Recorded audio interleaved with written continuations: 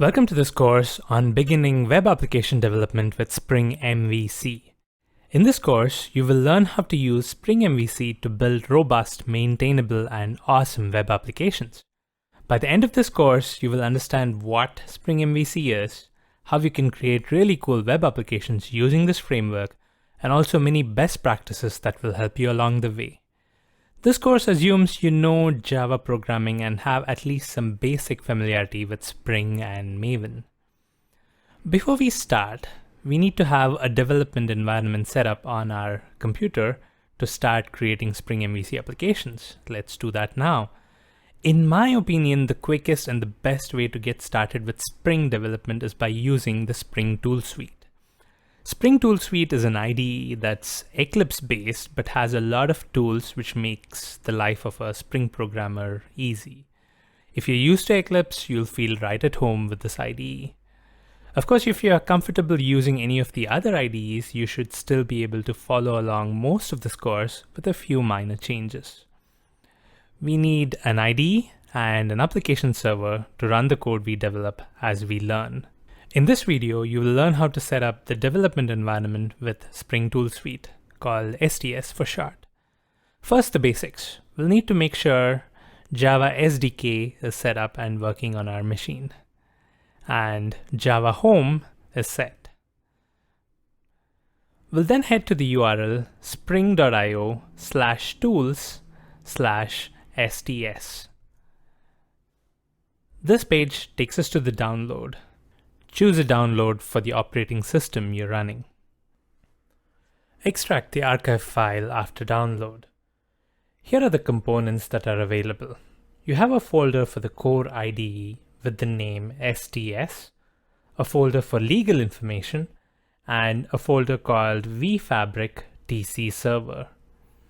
This is actually an application server and is supposed to be a drop-in replacement for Apache Tomcat, which means that any application that runs on Tomcat should also run on the server without any changes.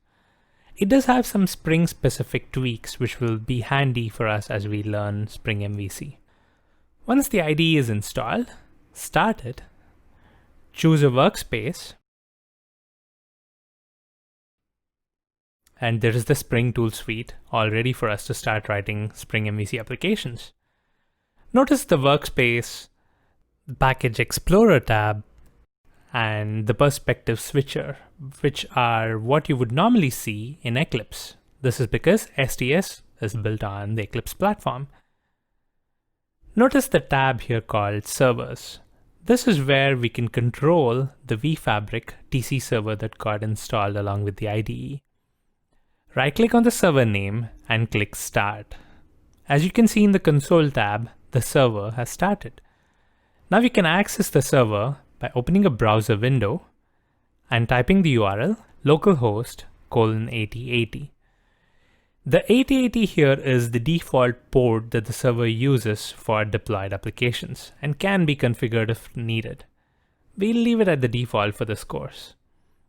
Accessing this URL brings up the welcome page for the TC server, which confirms that the server is up and running. So here's what we've done so far. 1. We verified JDK is installed and Java Home is set. 2. We've installed and started the Spring Tool Suite IDE. 3. We've started the vFabric TC server and accessed the home page to verify that it is running. We are now all set to start developing Spring MVC applications using the Spring Tool Suite and deploy them on the TC server for testing. In the next video, we'll do just that by creating a new Spring MVC project. In the previous video, we set up our development environment by downloading and installing the Spring Tool Suite IDE, started the vFabric TC server, and tested that it works by opening the welcome page. We'll now create a new Spring MVC project, deploy, and run it on the TC server. We need to create a new project to add code. This ensures that after development, we'll be able to deploy and test our code. We'll start by creating a new project in STS to create a new Spring MVC application. To create the new project, right-click on the Project Explorer tab, choose New, and click on the entry project with ellipses following it. You can also get here by the File menu, New, Spring Project. This gives us more project template options to choose from. Expand the Spring folder and choose the Spring project entry. Click Next. Now Spring Tool Suite shows the list of Spring project templates that we can choose from. These templates are provided as a starting point for various different types of Spring projects that you can create. You should see a list of Spring project types here, but what we are interested in now is the Spring MVC project. Choose the entry Spring MVC project and give the project a name, for example, First Spring MVC project, and click Next. Since this is the first time we are using this template, the Spring Tool Suite informs us that this template needs to be downloaded from the online Spring repository. Click Yes to proceed with it. Now you need to enter the top-level package name for the project. Enter the package com.packpub.springmvc and click Finish. Now Spring Tool Suite creates a blank project as per the template with the package name and the project name that we have just entered. Okay, now the project is set up and ready. Notice the pom.xml file at the root of the project. This means that this is a Maven project. Maven is a build and dependency management framework that lets applications define the dependencies to external libraries. These dependencies are defined in a file named pom.xml at the web application root. Go ahead and open the file and click on the pom.xml tab. Here you see all the dependencies that are specified as a part of the template. Since we chose the Spring MVC project template, the pom.xml comes with Spring dependencies that are necessary for a Spring MVC application. The two artifacts to note here are Spring Context, which is the core Spring component and is the foundation for any Spring project, and Spring Web MVC artifact, which, as you can guess by the name, is for Spring MVC. It also includes a few servlet-related dependencies because we are, after all, writing a web application that gets deployed on a servlet container. So a Spring MVC application needs to have this dependency specified. Thanks to all these dependencies, we should now be able to package this project into a WAR file and deploy it on any servlet container. Let's go ahead and do that. Make sure that the project is built by verifying that the Build Automatically menu is checked. Also make sure that there are no compilation errors by checking the Problems tab. To deploy and run this project on the server, you need to right-click on the project, choose Run, Run on Server, and choose the TC server. The Spring Tool Suite is now going to build this project, deploy it, and open a browser tab with the default application URL. And here you see the sample page that was included in our template project that shows the server time. This tells us that our Spring MVC application has been successfully deployed and is running on the server. Let's think for a minute about how this works. We have an application deployed in a servlet container. Of course, we're using the TC server here, but this should work on any servlet container. Now, what kind of applications can be deployed on the servlet container? Well, the answer is servlet applications. So what we have here is actually a servlet application, but we haven't written any servlets ourselves, so there's got to be some out-of-the-box servlets in this project that does what is needed to make this application work. Let's see what they are. Go to the src main web app web.inf folder and open the web.xml file. This is the standard web application config file. Basically, any servlet that the application uses should be configured here. Let's see. Notice here there is a servlet configured with the name app servlet. And this servlet has been configured to all URL mappings by mapping it to a /, which means that any request that this web application receives has to go through this servlet. The servlet itself is a class called dispatcher servlet in the package org.springframework. So it is an out-of-the-box servlet like we guessed. This servlet bootstraps Spring MVC functionality into our application. This is the reason why it all works. This is a servlet application that happens to use Spring MVC technology and thus can be deployed on any servlet container. In this video, you have learned to create and deploy a new Spring MVC application and in the process understood the basic anatomy of the project itself. In the next video, we'll take a more detailed look at the Spring MVC project structure and understand what MVC means. In this video, we'll learn some important concepts. We'll also start writing a new application that we will use throughout this course, adding new features and functionality as we progress in our journey of understanding Spring MVC. To build effective Spring MVC applications, we need business services that connect to the database. This will ensure that we have some data that drives the application and we can interact with it by adding and updating content. We'll use some pre-built business services to help get started. We will be creating a web application for an online chocolate store that lets users access the product catalog of delicious chocolates and allows users to place orders. We'll call this the Spring Chocolate Store. To create a new project, you could follow the same steps as you did before and have a blank Spring MVC project template. However, what you'll get in that template is an application that uses version 3 of Spring. At the time of making this video, the Spring framework is at version 4. If you'd like to use the newer version of the framework, you could update the pom.xml and set the Spring dependencies to version 4. For your convenience, I've done that and provided a template project with version 4 dependencies. The name of the project is Spring Chocolate Store and uses the package name com.packpub.springmvc.chocolatestore. Import this Maven project into your IDE by using the File menu, Import Maven Project. Navigate to the directory containing the downloaded source code and open the Chocolate Store Starter directory. Open the pom.xml at the root of the project. Notice the tag dependency management has a dependency specified to the artifact Spring Framework BOM. The version is 4.0.2, but none of the other dependencies have any version specified. How is this possible?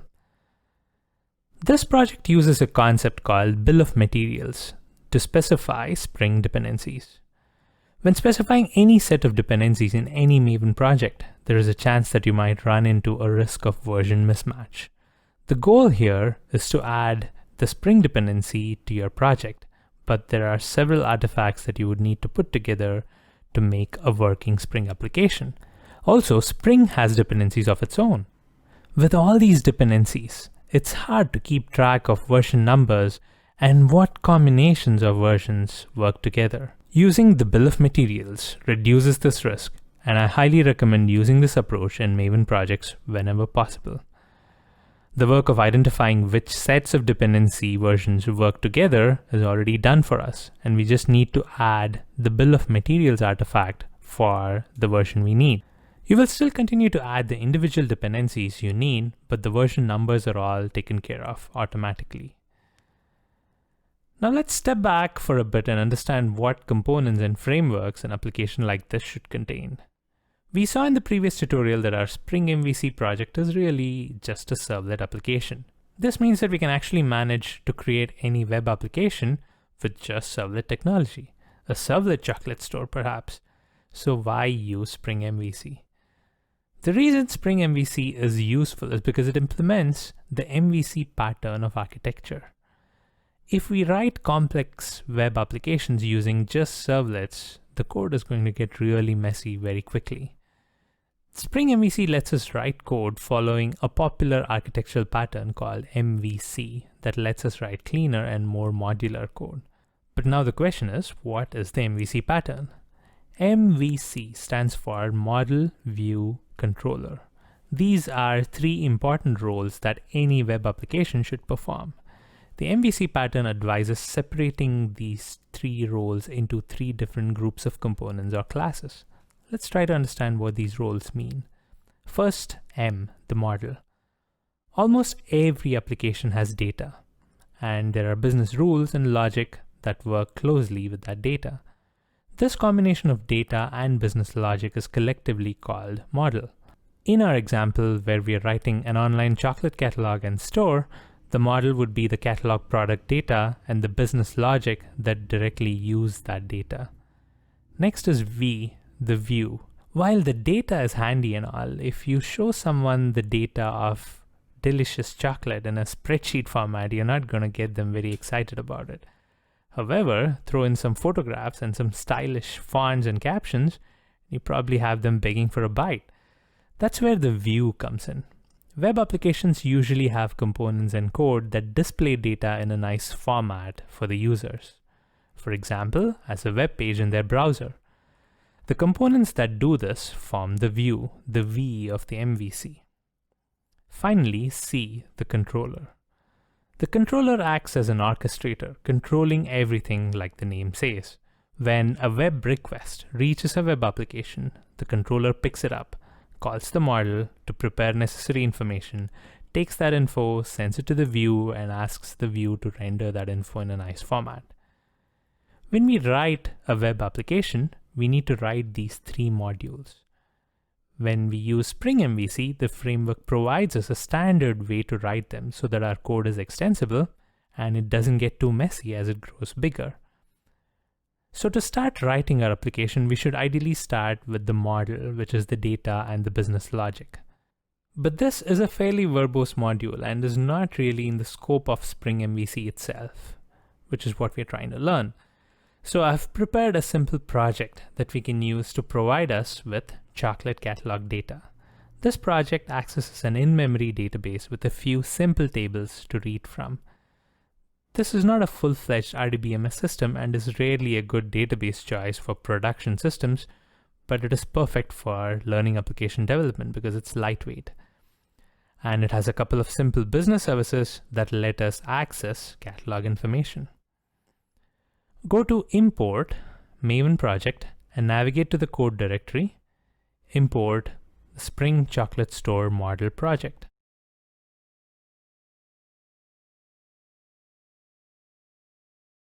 Right-click on the pom.xml, choose Maven, Install.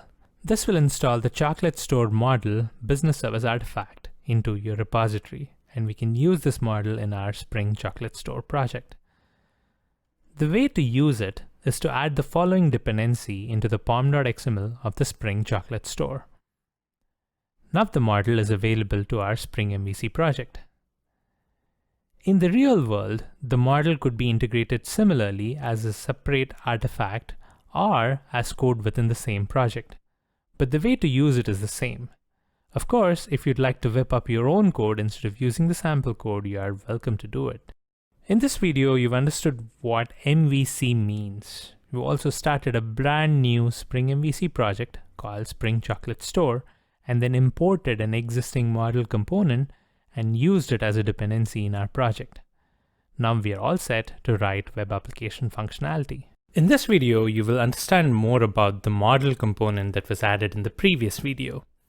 As the MVC application needs to be able to call methods and access data from the model component, we'll also link the MVC application to the model. By doing so, you will also understand what such a linking actually entails. For our Chocolate Store application to deliver any value to its users, it needs to have access to useful data. Here, the data is about the chocolate products that the catalog intends to show. The model component that you added as a dependency earlier happens to have code to read and write to an in-memory database. It also initializes the database with some sample products so that we don't start with an empty catalog. Let's look at how that works. Open the Chocolate Store model project and navigate to the src main resources meta-inf spring folder. Notice the file database.properties. This lists the connection information for the in-memory HSQL database. While this is not a production-grade database, it's perfect for our purpose of learning Spring MVC because you don't need to install an RDBMS system. The database binaries are included as a Maven dependency and it just works without any other setup requirement. However, if you happen to prefer any other database, maybe a database you already installed, make changes to the connection parameters in this database.properties file and add the necessary drivers as Maven dependencies to the project, and you should be all set. Let's look at the data model. There is a table called product, which contains the individual product information. There's a category table that contains product categories. Every product can belong to a category. For example, truffles is a category, and dark chocolate truffle and almond truffle are products which belong to that category. There is a table for users, which contain user information for all those who have registered on the site. There is a purchase table that contains purchases made on the app. Each purchase consists of a set of purchase items, which is a record of the product and the quantity of the product that's purchased. Now that you've seen the data model, let's look at how this data is read by the application. The Chocolate Store model app uses Spring and Hibernate to connect to the database and access the data. There are entity classes for each of the tables that we just saw. To support the various operations on the data, we have data access objects, or DAOs, and business services defined for each entity. For example, for the product entity, we have a product DAO and a product service implementation. The service declares various methods like get products, save product, add product, and so on. The DAO contains code which uses the database to implement these methods. All these are brought together by the Spring framework. In the Chocolate Store model project, navigate to the SRC, main, resources, meta-inf, Spring, application context.xml. This is the Spring application context configuration. Notice some of the beans configured here. There's an entry for data source that connects to the database using the values in db.properties file we saw earlier. There's also Hibernate and transaction configuration. Notice the jdbc::initialize database tag. This runs a database script that contains a few insert statements to provide us with some sample product data every time we start the application. All this configuration is in the application context.xml. The Spring container refers to this XML for information on all the declared beans. It then initializes the beans as per the configuration. Once it does that, all the necessary connections, transactions, and database interactions are taken care of. There is one problem here. Now we have prepared the Chocolate Store model project with the necessary Spring configuration. And we've added this module to our main Spring MVC project, Spring Chocolate Store. But if we run this project now, the Spring MVC application will have no idea about the configuration and beans that we have provided in the artifact. The artifact does get bundled in the web app, but Spring just doesn't see it yet. There is one more step to be done to make it aware of the model we've added. When the Spring container of our MVC application starts up, it refers to a specific set of locations and files to know what to initialize. It looks at those files only, irrespective of whatever other configuration files we've added to the application. In the Spring tool suite, navigate to the src, main, web app, web-inf, Spring, root context.xml.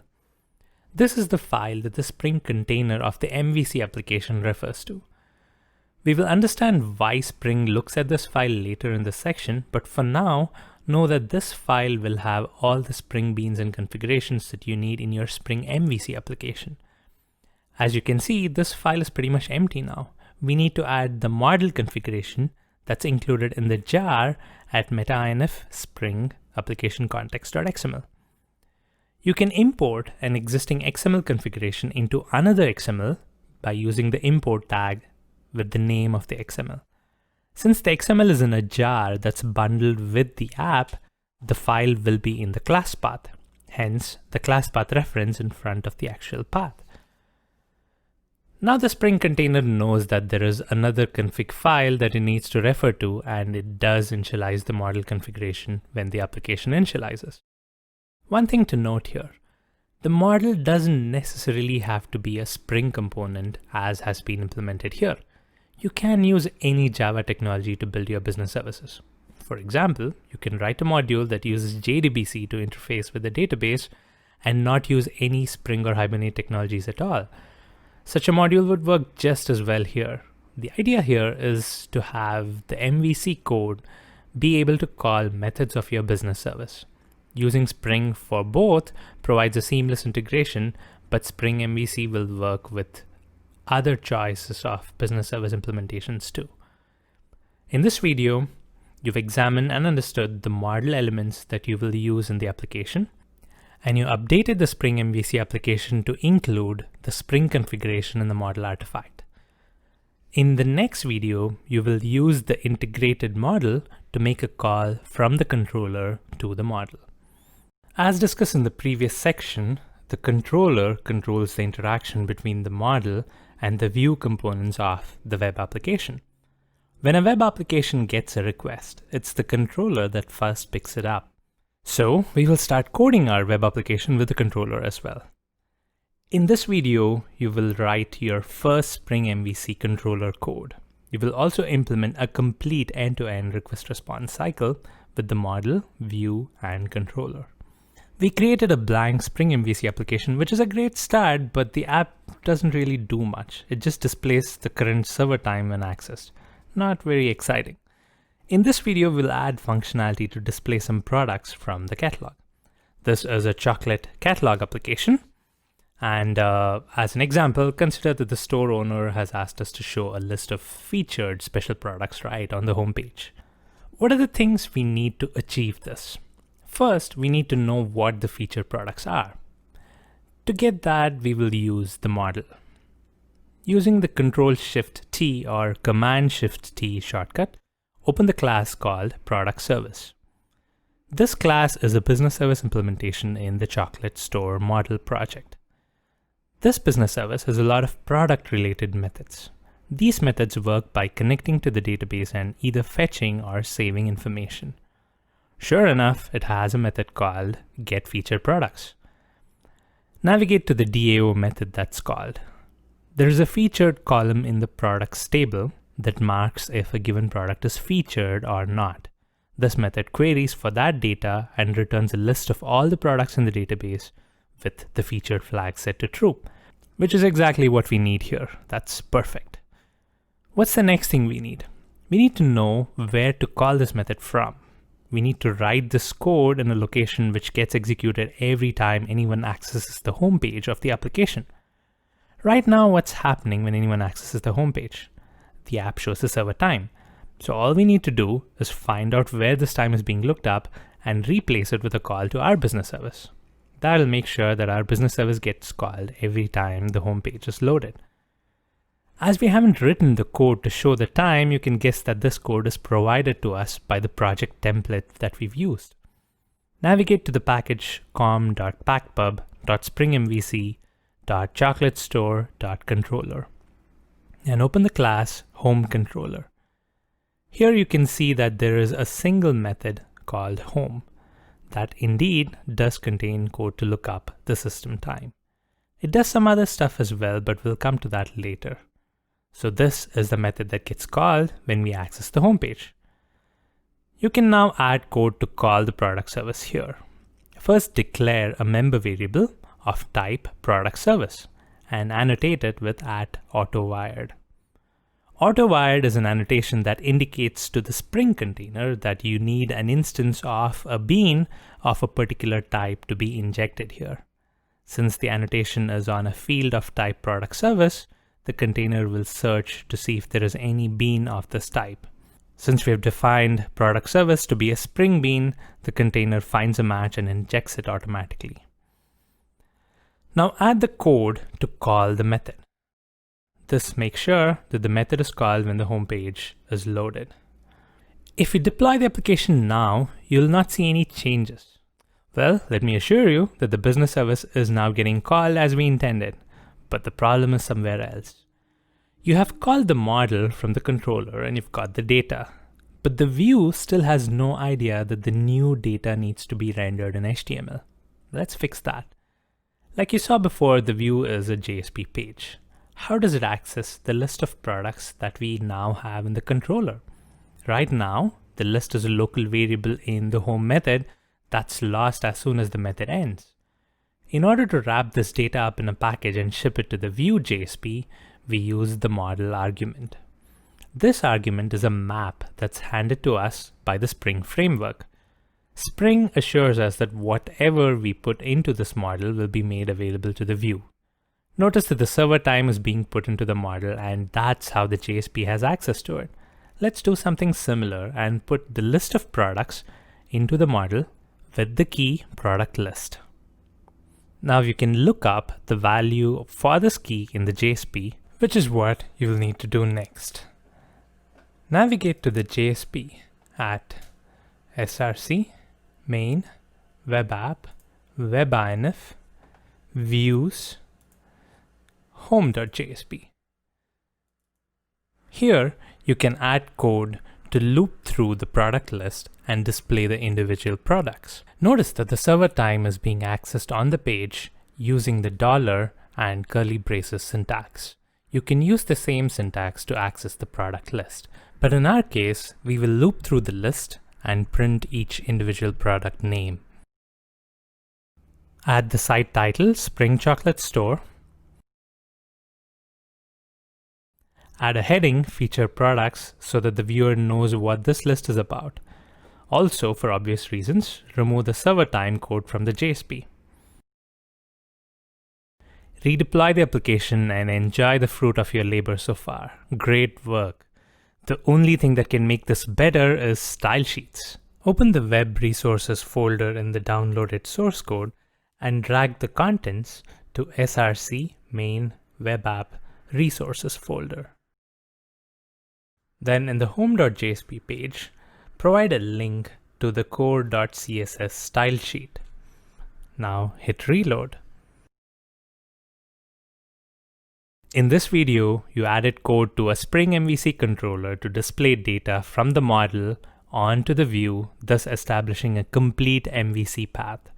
You did this by calling the business service from the controller, saving the result data into the model map, and accessing the map in the view and rendering the data. In the next video, you will look at the controller in a bit more detail and answer a fundamental question. If the controller orchestrates everything by calling both the model and the view, then who calls the controller in the first place? Answers to that and more in the next video. In this video, you'll be creating a brand new controller from the scratch and configuring it by applying request mappings. You will also understand who has the responsibility of calling the controller class and how request mappings are applied by the Spring MVC framework. In the previous video, you implemented some basic functionality in the Spring Chocolate Store by displaying featured products on the homepage. In this video, you will add a register link on the homepage and show a form where a user can register a user ID on the site. For now, we'll start by providing the form for the user to enter the details, and we'll add registering and login functionality as we go. Let's start by creating a new page for the user registration form. Navigate to the src main web app web-inf views directory. This is where the only JSP we have is located. You'll see a folder called include with a file head include.jsp. This file contains some of the common JSP code that all the JSPs in our application should contain. So instead of repeating this code across all our files, we will be including this file in all our JSPs. Since the user registration page is one of several user profile related pages you'll be creating, it's a good idea to create a folder called user and then create a new JSP, register.jsp, in that folder.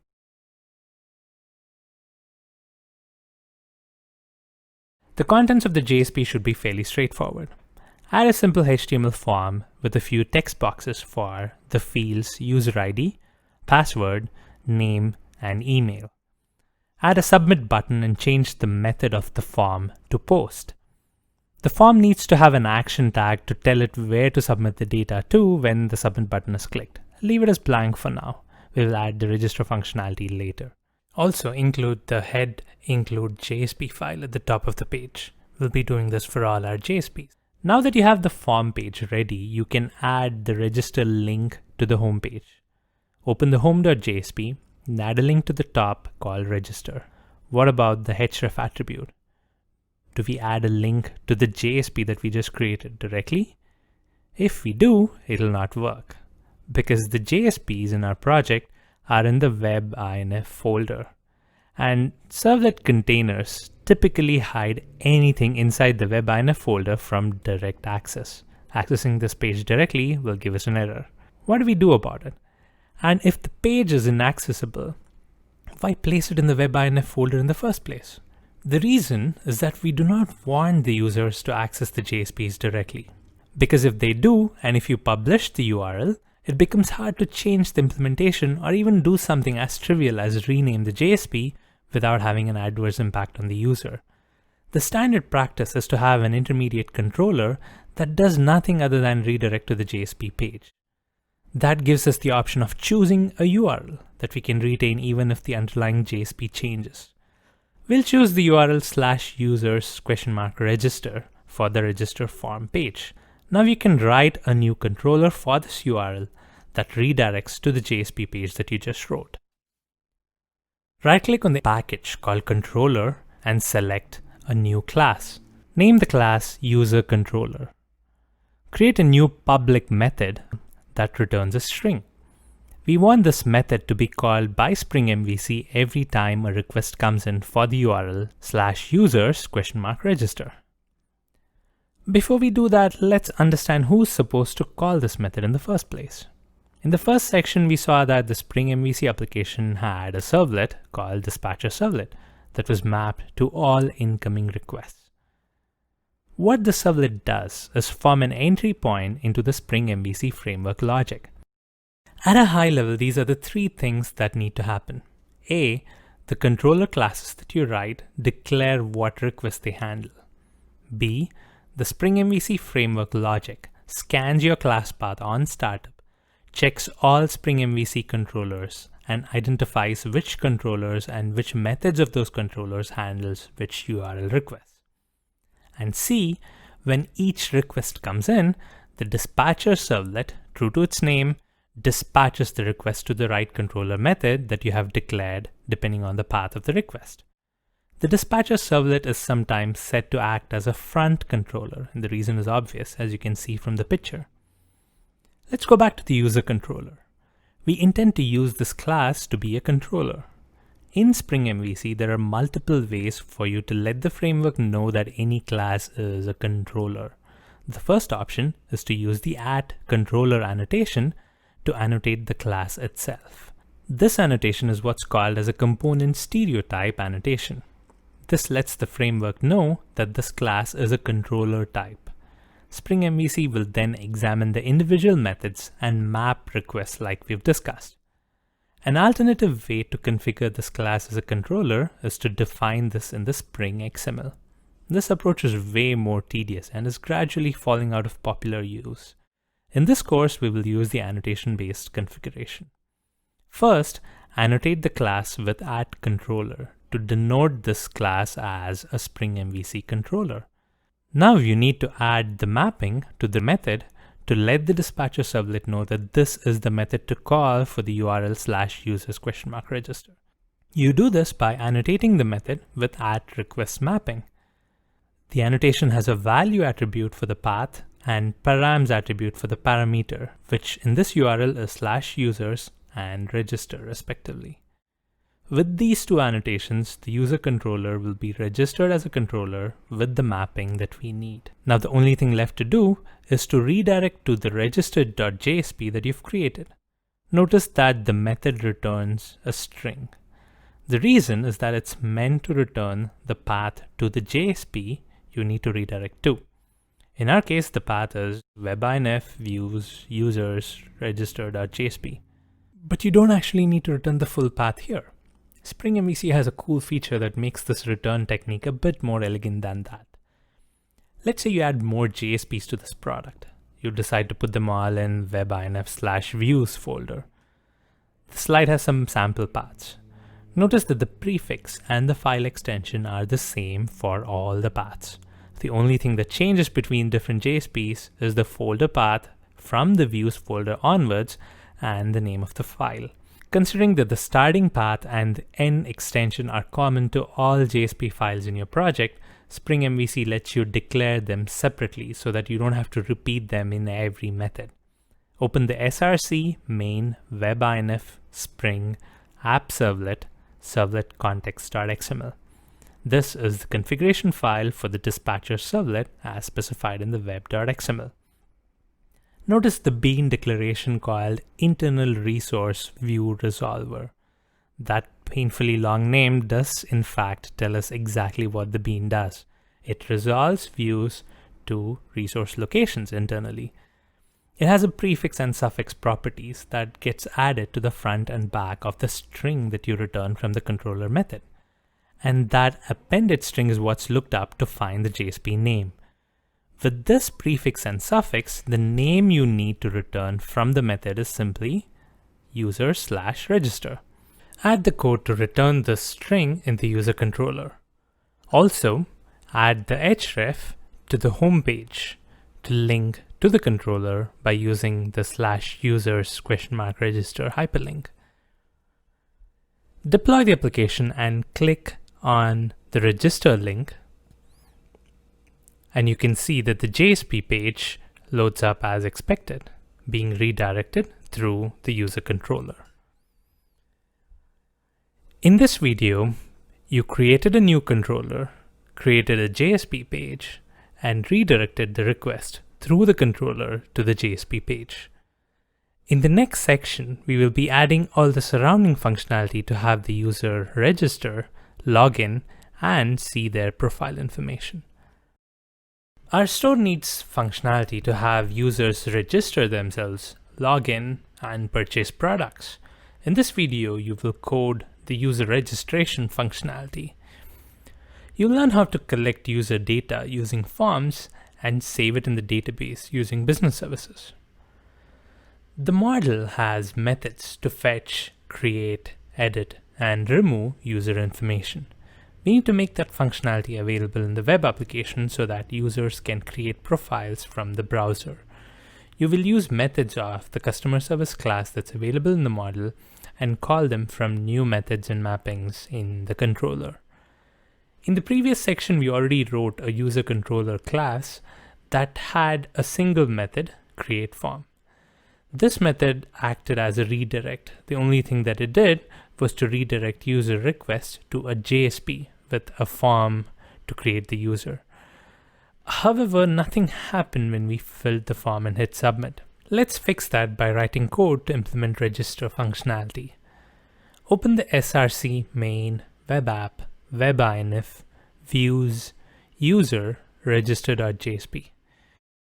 We will set the URL that the form submits to users.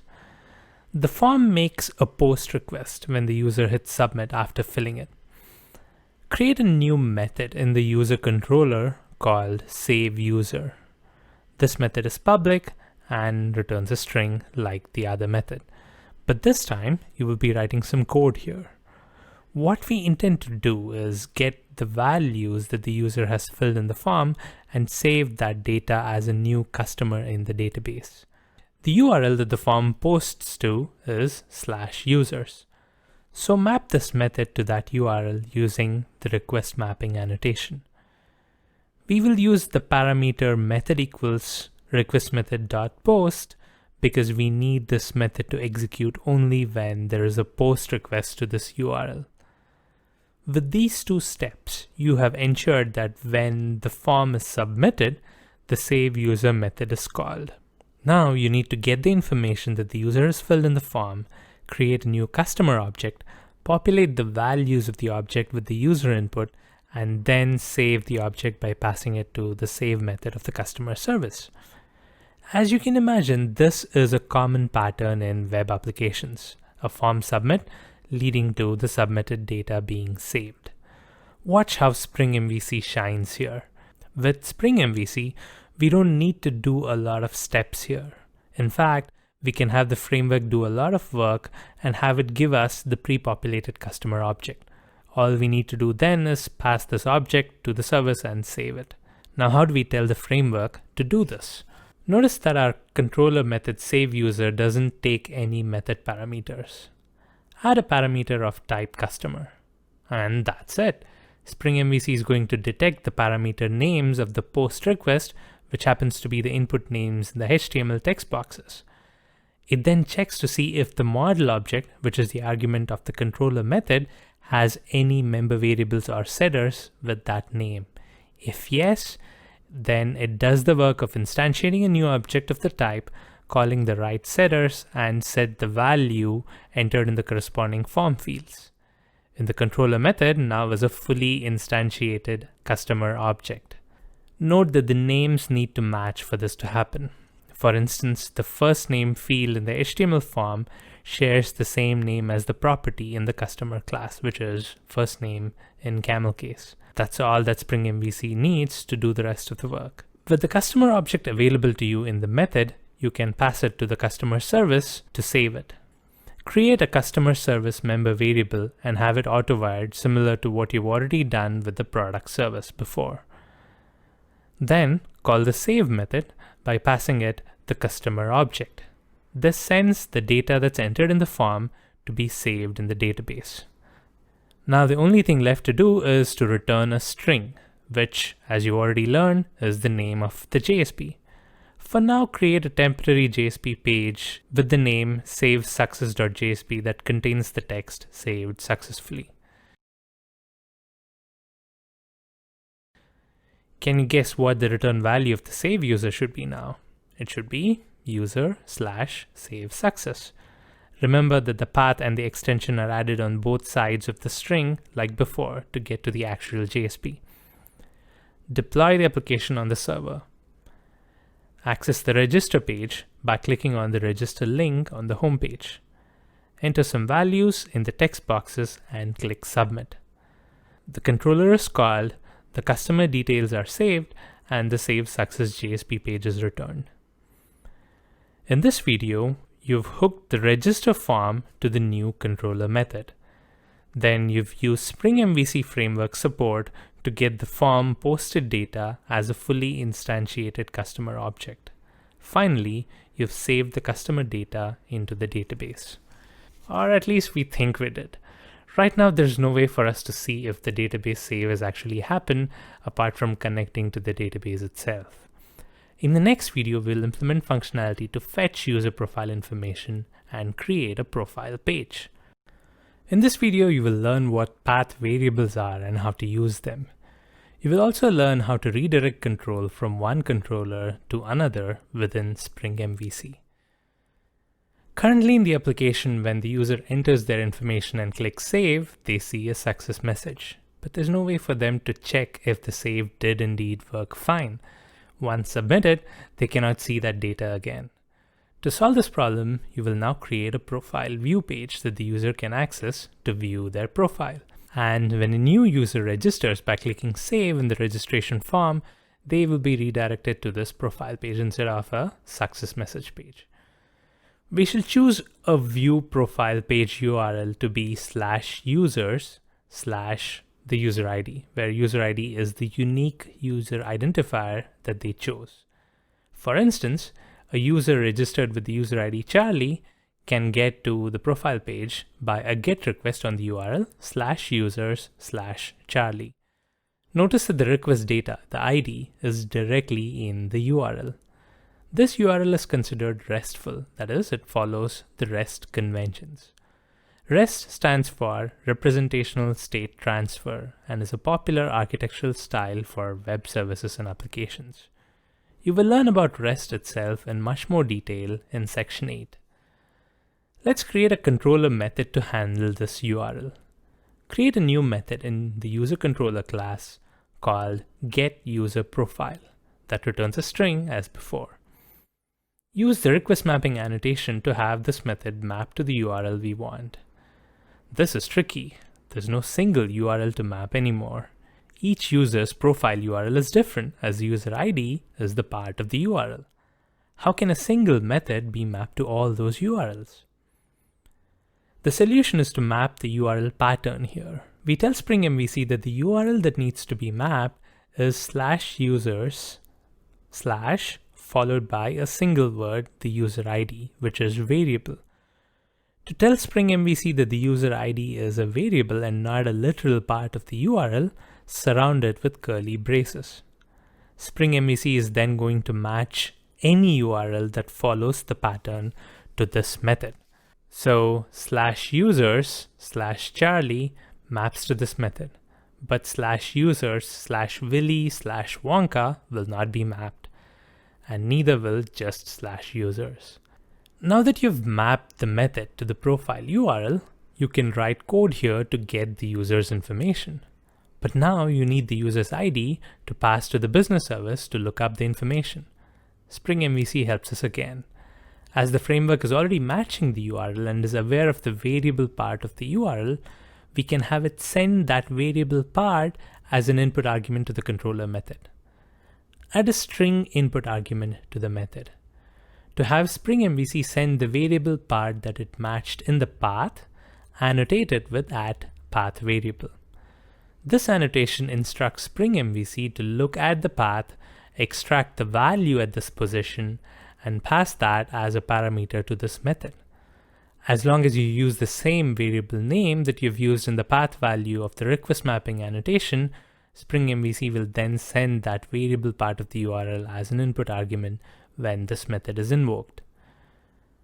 Now that you have the user ID, pass that to the customer service to get the user's details. Accept the model parameter in the controller method, which is a map of strings to objects. This map is available for you in the JSP, so you can put into the map the values you will need to access from the JSP. Set the customer object in the model and return user/view, which means that you need to create a user/view.jsp to show this information. Create a new JSP with that name in the user folder. Add display tags to show the customer's information that you've made available in the model.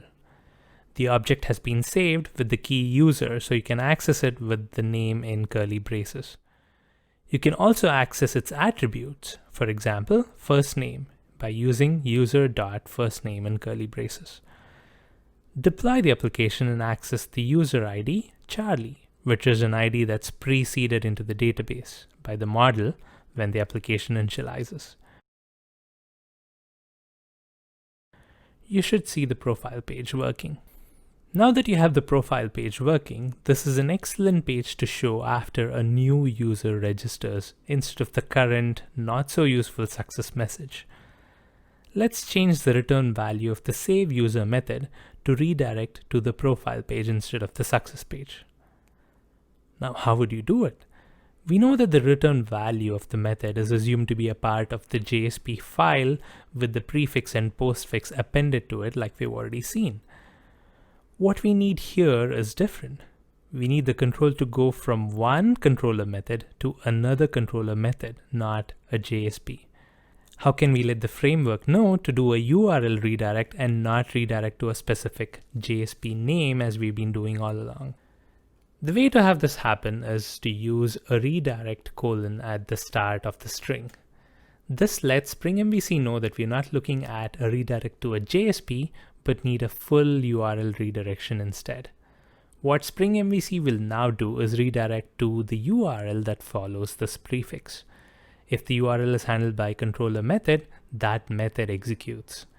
And that method can either redirect to a JSP or to a completely different controller method. This lets you chain as many controllers and methods as you need. In this case, we will just redirect this to the profile page URL, which is /users/user ID. But of course, the user ID variable doesn't have any value and it doesn't mean anything in the save user method. We need to plug in the user ID with the value of the user ID that's submitted. We get the user ID with customer.getName. Deploy the application and create a new user. When you hit save, the control will automatically take you to the profile with the details that you submitted. Behind the scenes, when save is clicked, the save user method runs and redirects to the get user profile method to fetch the profile for the user that was just saved, and then the control goes to the JSP that displays the same user. In this video, you learn to use path variables from the URLs to map dynamic URLs to a controller method, and redirect control from a controller to another controller and chain multiple methods. In the next video, you will learn how to validate user input. In the previous video, you learned how to accept user input using a form. In this video, you will learn how to implement data validation in a Spring MVC application. There are multiple ways to validate data, and in this tutorial, you will implement one of the simpler ways, using validation annotations. You will learn about more advanced validation strategies later in this course. In this video, you will also learn how to implement error message display to a user when they enter incorrect data. You have implemented a user registration input form that lets the users enter data. But right now, you do not check if the input is valid data. What if the user enters an invalid email, or they do not fill some of the fields? To make sure that the user enters proper data, you will need to validate it after you receive it in the controller and before you save it to the database. As you can imagine, validating user data is a common problem that web application developers face. Spring MVC has very good support for implementing such validation of user input. One way of implementing this is by using annotations. The idea of using annotations for our validation is this. In a typical application, there are multiple tiers, like presentation, business, and data tiers, all of which communicate by exchanging data through model objects or beans. There could be a need to check for validity of the bean in multiple different modules, which means that every location needs to know what makes the data invalid and what valid data looks like. To avoid this duplication, we specify validation rules as annotations directly at the entity class level. When you want a field of a Java bean to have certain validations applied, just annotate the field with the required rules. Now, wherever objects of that data is passed around, the validation rules are passed around with them as annotations. There are some standard specifications like JSR 303 and JSR 349, which provide annotations for bean validations. Open the Chocolate Store model and navigate to src main Java model package customer class. Look at the annotations on the fields. You'll notice annotations on some of the fields. At not null, as the name says, specifies that the name and email fields cannot be null. At size specifies the maximum and minimum size allowed for the fields. This code also uses the @email annotation that verifies if the input is a valid email. The @email is from Hibernate Validator annotation, which is not part of the JSR 303 spec, but it's a useful validation rule and Spring MVC supports it. Remember that these are just annotations, so they don't do any validations themselves. They're just markers specifying what validations need to be done. However, the advantage is that since Spring MVC has support for these annotations, it has all the information it needs to validate any object of this class. All you need to do now is to ask it to do the validations. Open the user controller class. We need Spring MVC to validate the customer object when a new user's information is saved. You can do this by adding the @valid annotation to the method argument. And that's all you need to do. Spring MVC is going to examine this object and make sure that all the validation rules as specified in the annotations are adhered to. Once Spring MVC completes the validation, it saves the result of all the validations performed into an object of type binding result. Now, how do you get hold of this object? You can access the instance of the binding result object in the controller method by accepting it as a method argument. If there are any errors in the result, you need to redirect the user back to the form instead of proceeding further. Check if there are any errors using the result.hasErrors method. If there are errors, return the JSP URL for the form itself. Deploy and run the application.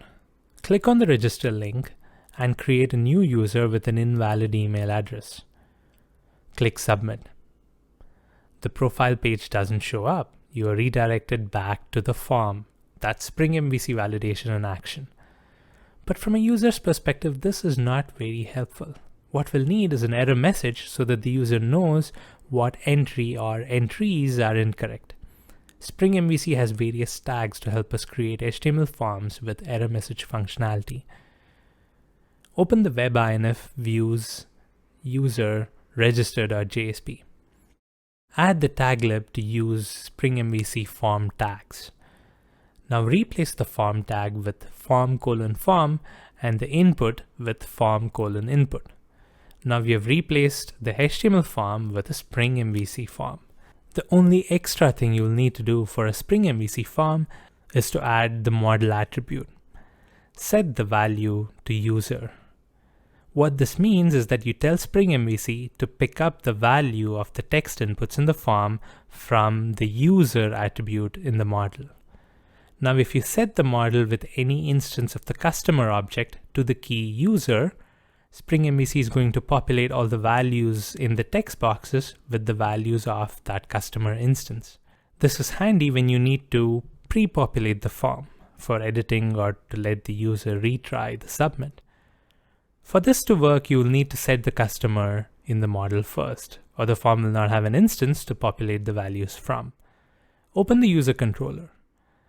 The form can be loaded from two possible scenarios: when a new user is being created, or when the validation fails and you ask the user to retry a submit. For the new user scenario, the form needs to be empty. So you need to set a new customer in the model without any values. For the retry scenario, this is in the save user method. There could be a validation error and you redirect the user back to the form. You could have the form pre-populated with the values that the user already entered. Those values are already available to you in the customer input argument. Here is another shortcut. Instead of accepting the model as argument and setting it explicitly, just annotate the customer argument with @model_attribute and provide the attribute name. This tells Spring that you need this object to be an attribute of your model. So far, we haven't done any major improvements except pre-populating the form in the retry scenario. But now we need to show errors. Spring MVC has handy error tags that you can add to the form. Add a form:error tag to every corresponding form:input tag. This tag shows the error message for the field in the path attribute. This ensures the error message is shown next to the text field itself. You can of course choose to use the tag anywhere else too. And that's it. Deploy and run the application. When you enter invalid data, you get the error message. Looks a bit shabby and the messages could be tweaked, but the functionality is there. You will improve this in the later sections. Congratulations, you have covered a lot of ground in this video. You have understood what validation annotations are, you validated user input using annotations and leveraging Spring MVC support, and you've displayed error messages and allowed the user to retry input. In the next section, you will learn several techniques of Spring MVC to make our application professional and production ready. In this video, you will implement the edit functionality for the customer entity that you've been working with in this section. You will learn how to wire the Spring MVC flow to work with the rest of the functionality you've already written in the form of create and view. Now that you have let the user create new profiles by using the register page, and also to view the profiles on the profile view page, next you will be providing them edit functionality. The requirement is straightforward. Provide an edit link on the view profile, which loads a user form that they can use to make changes. The form will be pre-filled with the existing profile info, and the user can make changes to all fields except the user ID. When they submit, you validate the data as before, and if everything looks good, you call the method of the business service to update the data. Let's get started. First, you'll provide an edit link in the view profile page. Open the user/view.jsp. Add a link at the bottom, which will take the user to the edit functionality you'll be writing next. Let's take a minute to identify what the link should be. The user profile view page is at /users/user ID. This URL is called a resource URL since it uniquely identifies the resource, in this case, a specific unique user in the application. Just like you've implemented getting user information by issuing a GET request to this resource URL, you will implement an update operation by issuing a POST to this URL. Okay, but the URL we need now is the one that shows the edit form itself. Choose the URL /users/user-id/edit. Basically, it's the profile page URL with a /edit at the end. Now we are ready to add this URL to the link. Now let's move on to writing the controller method. Add a new method that maps to the URL you just chose. This method is not going to be a simple redirect to the JSP page as the register link was. This time, we need to get the user data so that we can pre-populate the form. You already know how to do that now. Get the object from the service and set it to the model. Redirect to the new edit JSP file. Create the edit JSP with pretty much the same content as the register JSP, except for a few changes. First, disable the user ID text box since we don't want that to be editable. Second, add a hidden text box to save the entity ID. This is the primary key in the database, and it'll help the business and the data layer identify the right record to update. Third, update the save action to users/username. We are going to submit a POST request to this URL like we just discussed. Back to the controller. Write a new method to handle the URL and does the actual merge. Use the method property of the annotation to specify that you want this method to be called only when a POST request is received. If it's a GET request to this URL, the viewProfile method will be called as you've already configured. Only if it's a POST request to this URL, Spring MVC will call this method. The method itself is similar to creating the user, the only difference being that you call the update method instead of the save. One last thing before you run this code. While the existing code will work fine, there is one code optimization that you can do. Notice that since this controller is a user controller, every method deals with user-related operations.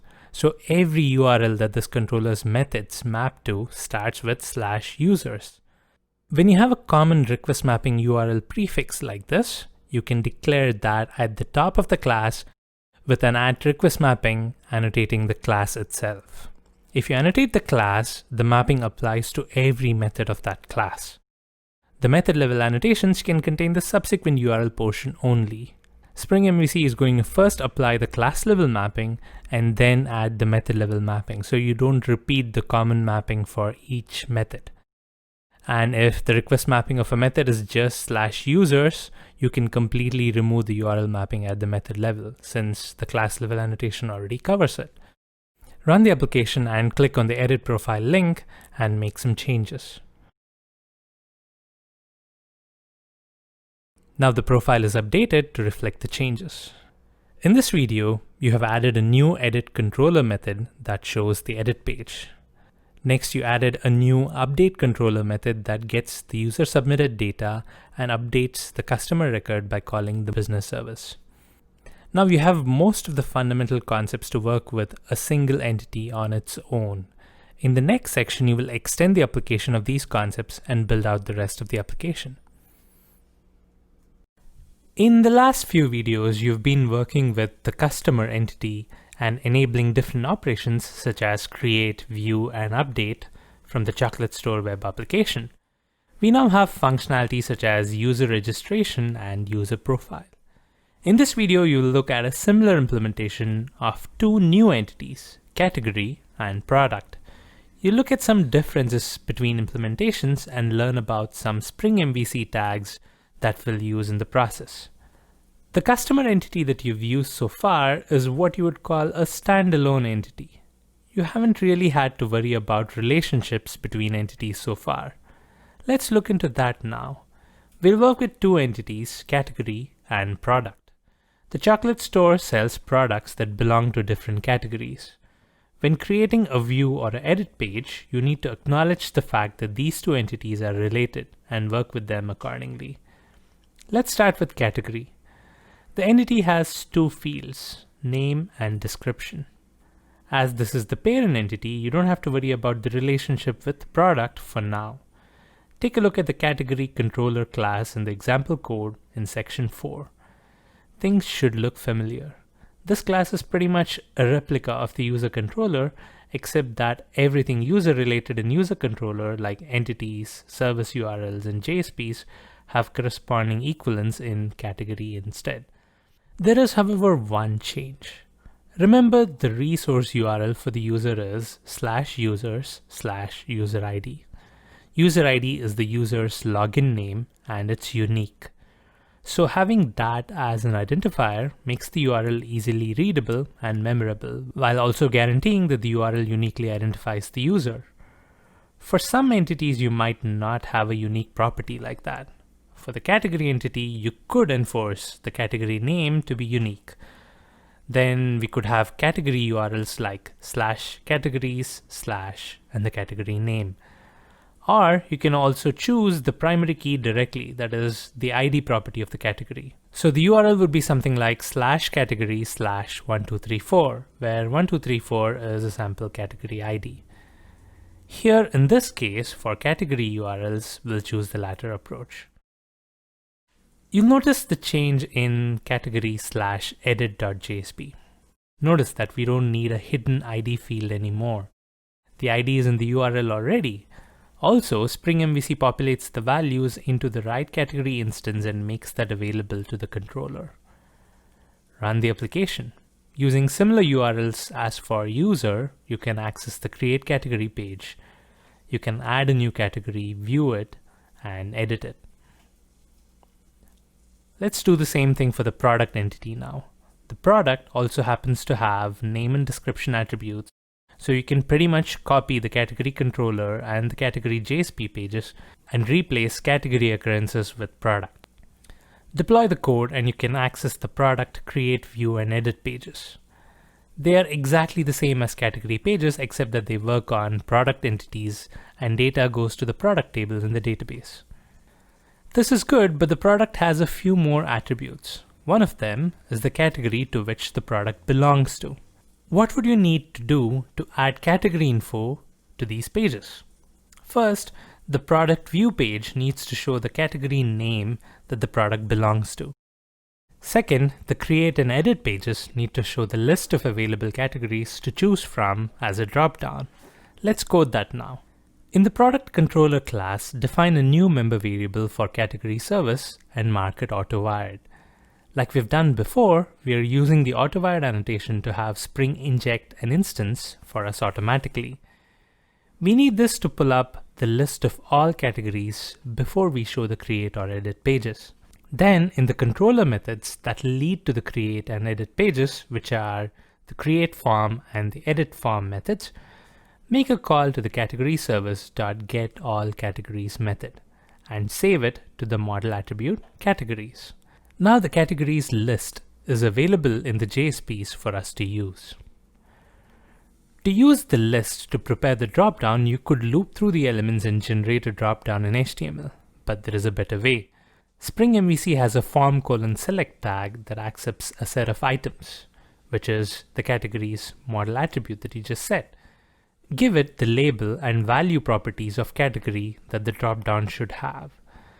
The path attribute is used the same way as in the input tag, identifying the member variable of the product that this value binds to. And that's it. Spring MVC takes care of the rest. Now we are left with 3 more properties of product. Price and image path are straightforward text inputs, which you already know how to work with. That leaves the featured Boolean property. Again, we can use the Spring MVC's form:checkbox tag support. The binding works just like a text box, but it shows a checkbox instead. Deploy and run the application. Access the product create page, create and edit a product to see the code working. In this tutorial, you've learned how to work with entities that are dependent on other entities. You also learn how to use Spring MVC form support for form controls like dropdowns and checkboxes. In the next video, you will learn how to implement theming support using Spring MVC. See you in the next video. In this video, you will learn how to style your web application and make it look professional. You will learn how to integrate your styles and CSS files into the web application and also understand Spring MVC's support for theming web applications. We will incorporate some styles and, better still, let users choose the styles or themes they want. Navigate to the src main web app resources folder. The CSS folder has some sample style sheets for us to use. You copied these files into the resources folder in a previous video. You'll need to add a link to one of these style sheets to every JSP page. The best way to do that is to include it in the head include JSP. Open that and add a link to the default style sheet CSS. Run the application. You will notice that the styles are being applied. You can add more styles to the CSS and customize the look and feel of the application in every detail. But let's go a step further. Notice that there are 3 CSS files available. What if you want the users to be able to choose in what theme they want the website to appear? Based on their selection, the website could then use the corresponding CSS files to render the styles. Wouldn't that be cool? Let's implement that now. Let's summarize the functionality that we want.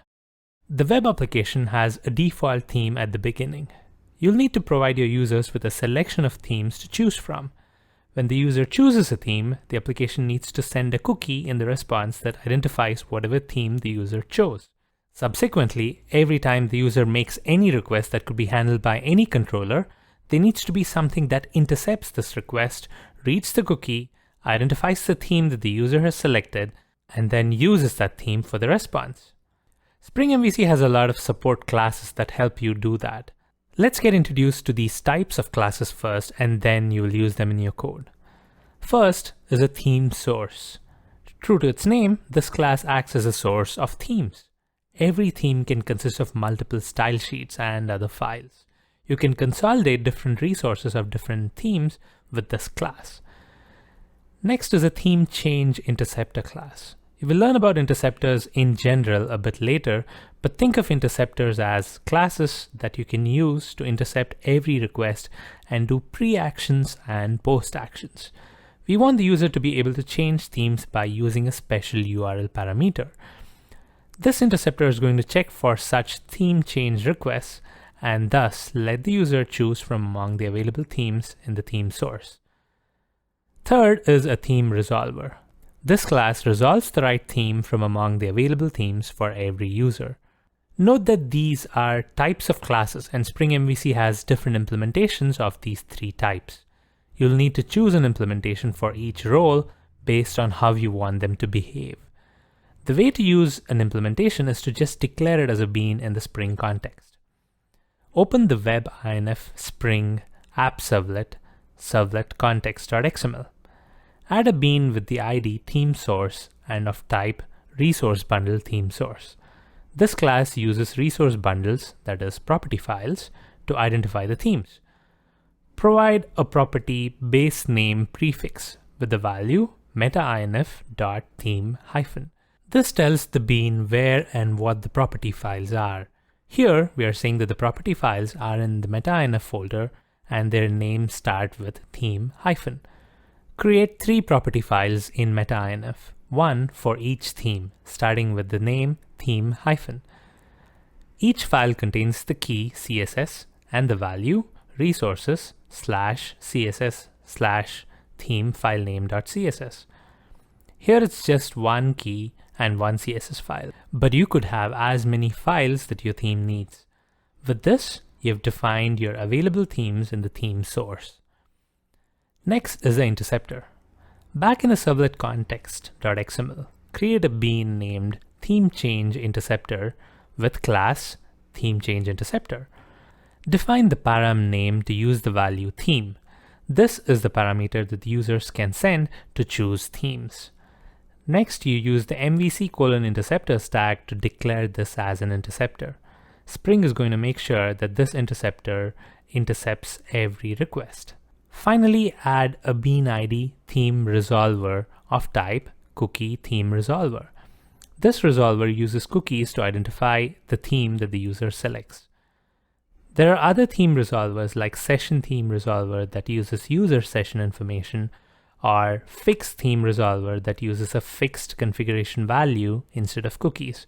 You can read about the alternatives in the Spring documentation. Provide the default theme name property with the value default. This is the theme when the resolver is not able to detect any themes that the user has selected.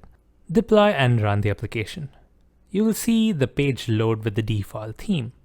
Add a parameter with the name theme and provide a value of one of the other theme names. You will see the theme gets changed and remains that way even if you remove the parameter.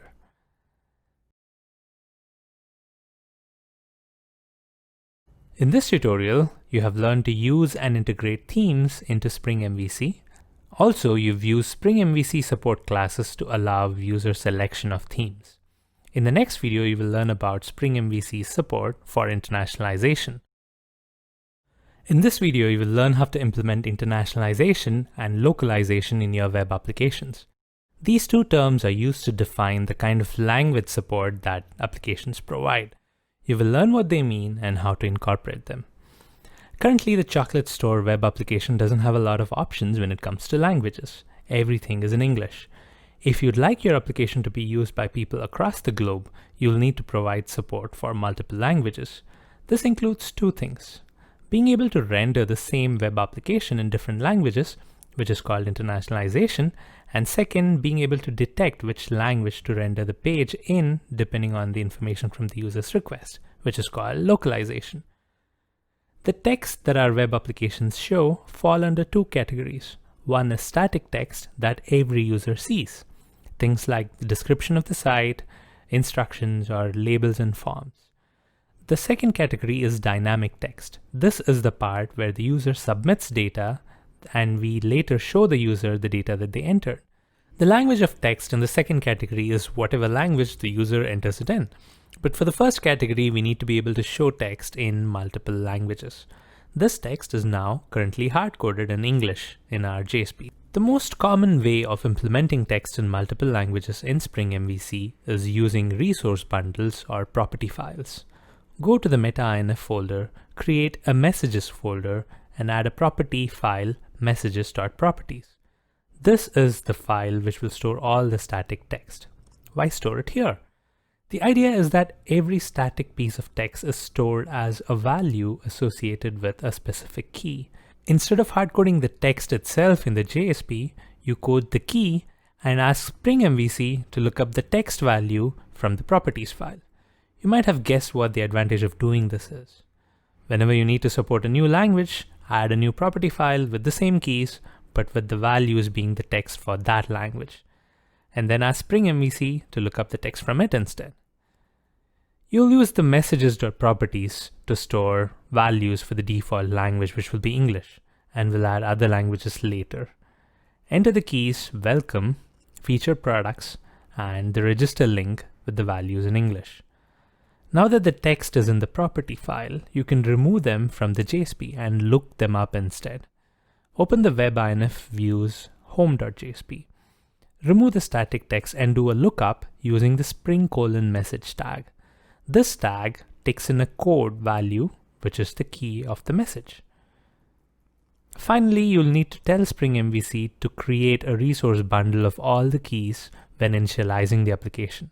Spring MVC provides several out-of-the-box implementations of resource bundle that you can use. And the way to use any of these implementations is, as before, to declare it as a bean in the application context. In the servlet context.xml file, add a new bean definition with the ID message source and class resource bundle message source. You need to point it to the location of the properties file. Use the base name property with the value being the path to the messages folder and the file name prefix messages. Now the names of all the property files need to start with the word messages. Deploy and run the application. You'll notice that the Spring MVC framework is looking up the values from the properties file to render content. Great, but we still don't have support for multiple languages. In the same messages folder, add a property file for a new language, say French. Call the file messages_fr.properties. Add the same keys but with different values, ideally in the French language. Now to see the text in French language, you need to change the browser setting to prefer French. This varies from browser to browser, and I'm changing this in Chrome. In Settings, Advanced Settings, Language and Input Settings, add French and move it to the top so that it's the default language. Notice that the text that we have internationalized is now showing up in French. This is because the browser setting you just did sends French as an accepted language in the header. Spring MVC detects that and sees if there's a property file defined for that language. If there is, it picks up text from that file. Try choosing another language and see what happens. It'll default to English, which is why you wouldn't need a messages_en.properties, as that's the default language anyway. Of course, the resource bundle message store is just one of the many ways you can implement localization in Spring MVC. In fact, you can even have the user choose a language as a query parameter, just like you implemented themes. You can configure interceptors that trigger changes in locales and uses cookie resolution for the selected locale. There are various classes here, and I encourage you to refer to the official Spring documentation for more on the subject. In this tutorial, you have implemented internationalization by looking up text values from property files. You've also used Spring MVC's resource bundle message store and built-in message tags to render web pages in multiple languages. In the next section, you will learn some advanced techniques for working with data and model objects using Spring MVC. So far, you've built the ability to create and edit new categories and products in the chocolate store. In this tutorial, you'll implement browse functionality for products on the website. While doing this, you will also learn some of the alternative ways of working with models in the controller methods. As you learn, there is more than one way to do a lot of things in Spring MVC. In our chocolate store application, there is no way for users to browse for products that are sold on the web store. You'll add a category list display on the home page, and on the category page, you will show the products that belong to that category. First, let's build a list of products on the category page. Navigate to the category page. All we see is the category name and the description. Let's add a list of products that belong to the category. Open the category controller and go to the getCategory method. This is the method that gets called when the view category page is loaded. This method gets the category from the database and sets it into the model for display. Now what this method also needs to do is get the list of products that belong to the category and set that in the model as well. Then you can modify the view category JSP to show those products. The category service has a method called findCategoryEagerly that basically does an eager fetch of all the products. We're using Hibernate to fetch entities from the database. When you fetch an entity using Hibernate, it typically populates all the member variables of the entity from the database. But if the member variable is a collection of other entities, it does not automatically fetch all of them. You need to explicitly ask Hibernate to do so. This behavior is called lazy fetching, and it is the default mode. In this case, we need the product list member variable to be fetched. So we instruct Hibernate to fetch this list eagerly so that the category object that's returned has all the product instances available when the getProducts method is called. That's perfect for what you need to do now. Open the categories/view.jsp and add the code that loops through the categories products and displays them. Now deploy and run. You can see that the product list is displayed for each category. Now let's try another way of doing this. You've learned that in the controller method, you can set objects in the model and return the JSP name for the view.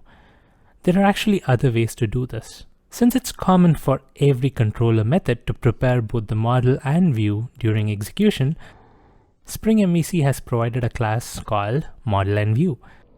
This is a container for both the model and the view, and you can choose to use this if you prefer. Instead of setting the model in the model argument and returning a view string, you can set the values into an instance of model and view object and return that. This approach used to be the default way of doing things in the earlier versions of Spring, and you might see this in legacy Spring applications, so it's a good thing to know. Change the return type of the getCategory method to model and view, and import the class. After the category instance is ready, create an instance of model and view. This will be the container for both the model and the view. What's cool is that this class has a constructor that takes in the view, a string, the model name, and the model object. Since you have only one model here, this is perfect. Just return this instance and you're done. You can remove the model argument since you're not using this anymore. As you can see, you have still provided Spring MVC the same information about the model and the view, but with fewer lines of code. Some people prefer this approach and others prefer the first approach. There's no right or wrong here, but I definitely encourage you to pick an approach for a web application and be consistent. We are using both approaches in this application just for demonstration. Now you'll add the list of categories on the home page. Open the home controller's home method. Let's first change this method to use the model and view approach here too. Replace the return type to model and view again, and return a new model and view with the view name, model attribute name, and the model object. Remove the model argument that's no longer required. The method body is just one line now, isn't that awesome? However, you do need to add the categories list in the model. Now how do we do that in this case? First, as usual, add a category service member variable and call the getAllCategories method. Now we need to add this information to the model and view instance. You can do that by calling the addObject method of the model and view instance. This is how you can add multiple model attributes. Update the home.jsp file to show the list of categories that link to the category page.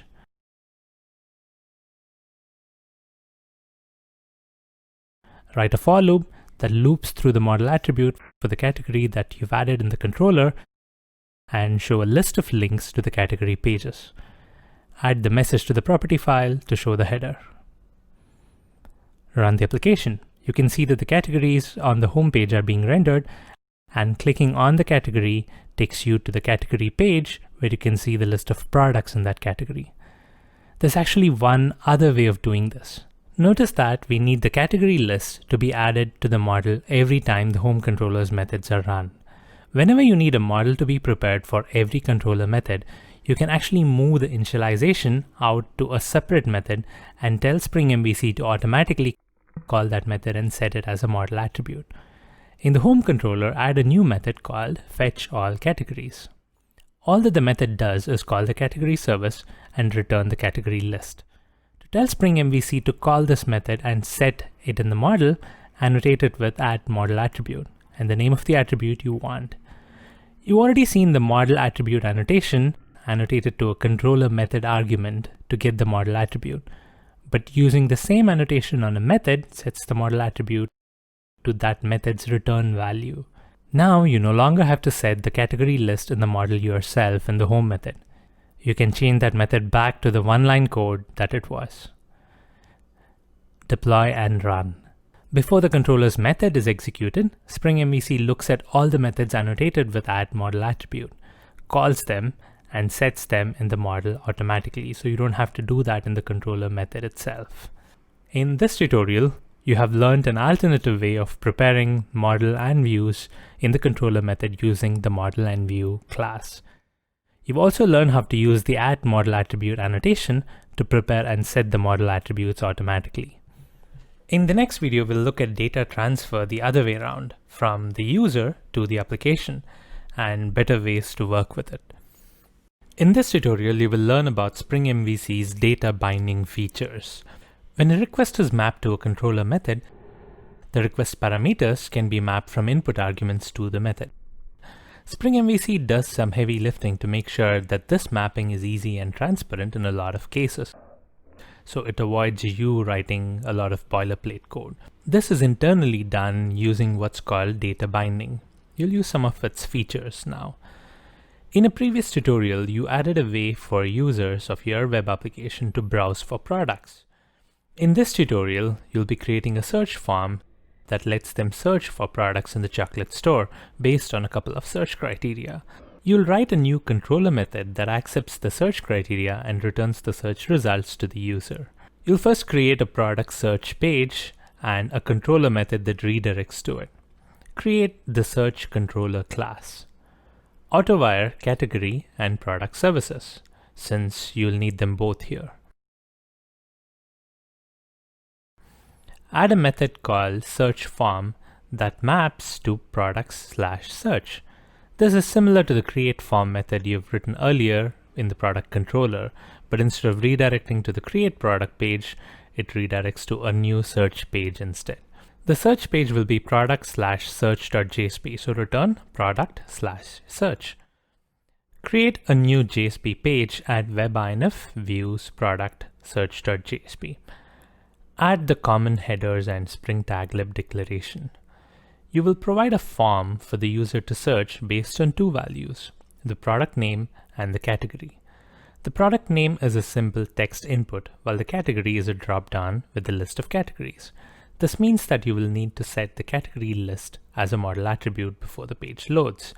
You can do this in the search form controller method, but there is a better way. You've already learned about model attribute annotation on the methods to ensure that any specified model attribute you need is called and set automatically. Let's do that. Create a new method in the search controller with the model attribute annotation that returns a list of categories. The code in this method is simple. We just return the list of all the categories.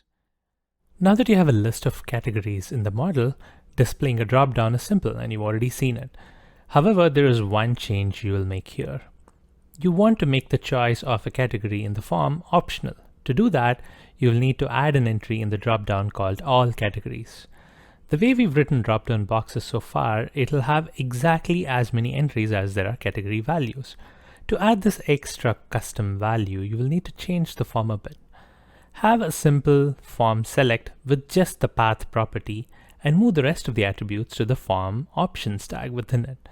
This will produce the same drop-down as before, but this lets us add custom options to this select. Add a new form option tag at the beginning with the value 0 and the label all categories. Now the search form body is done.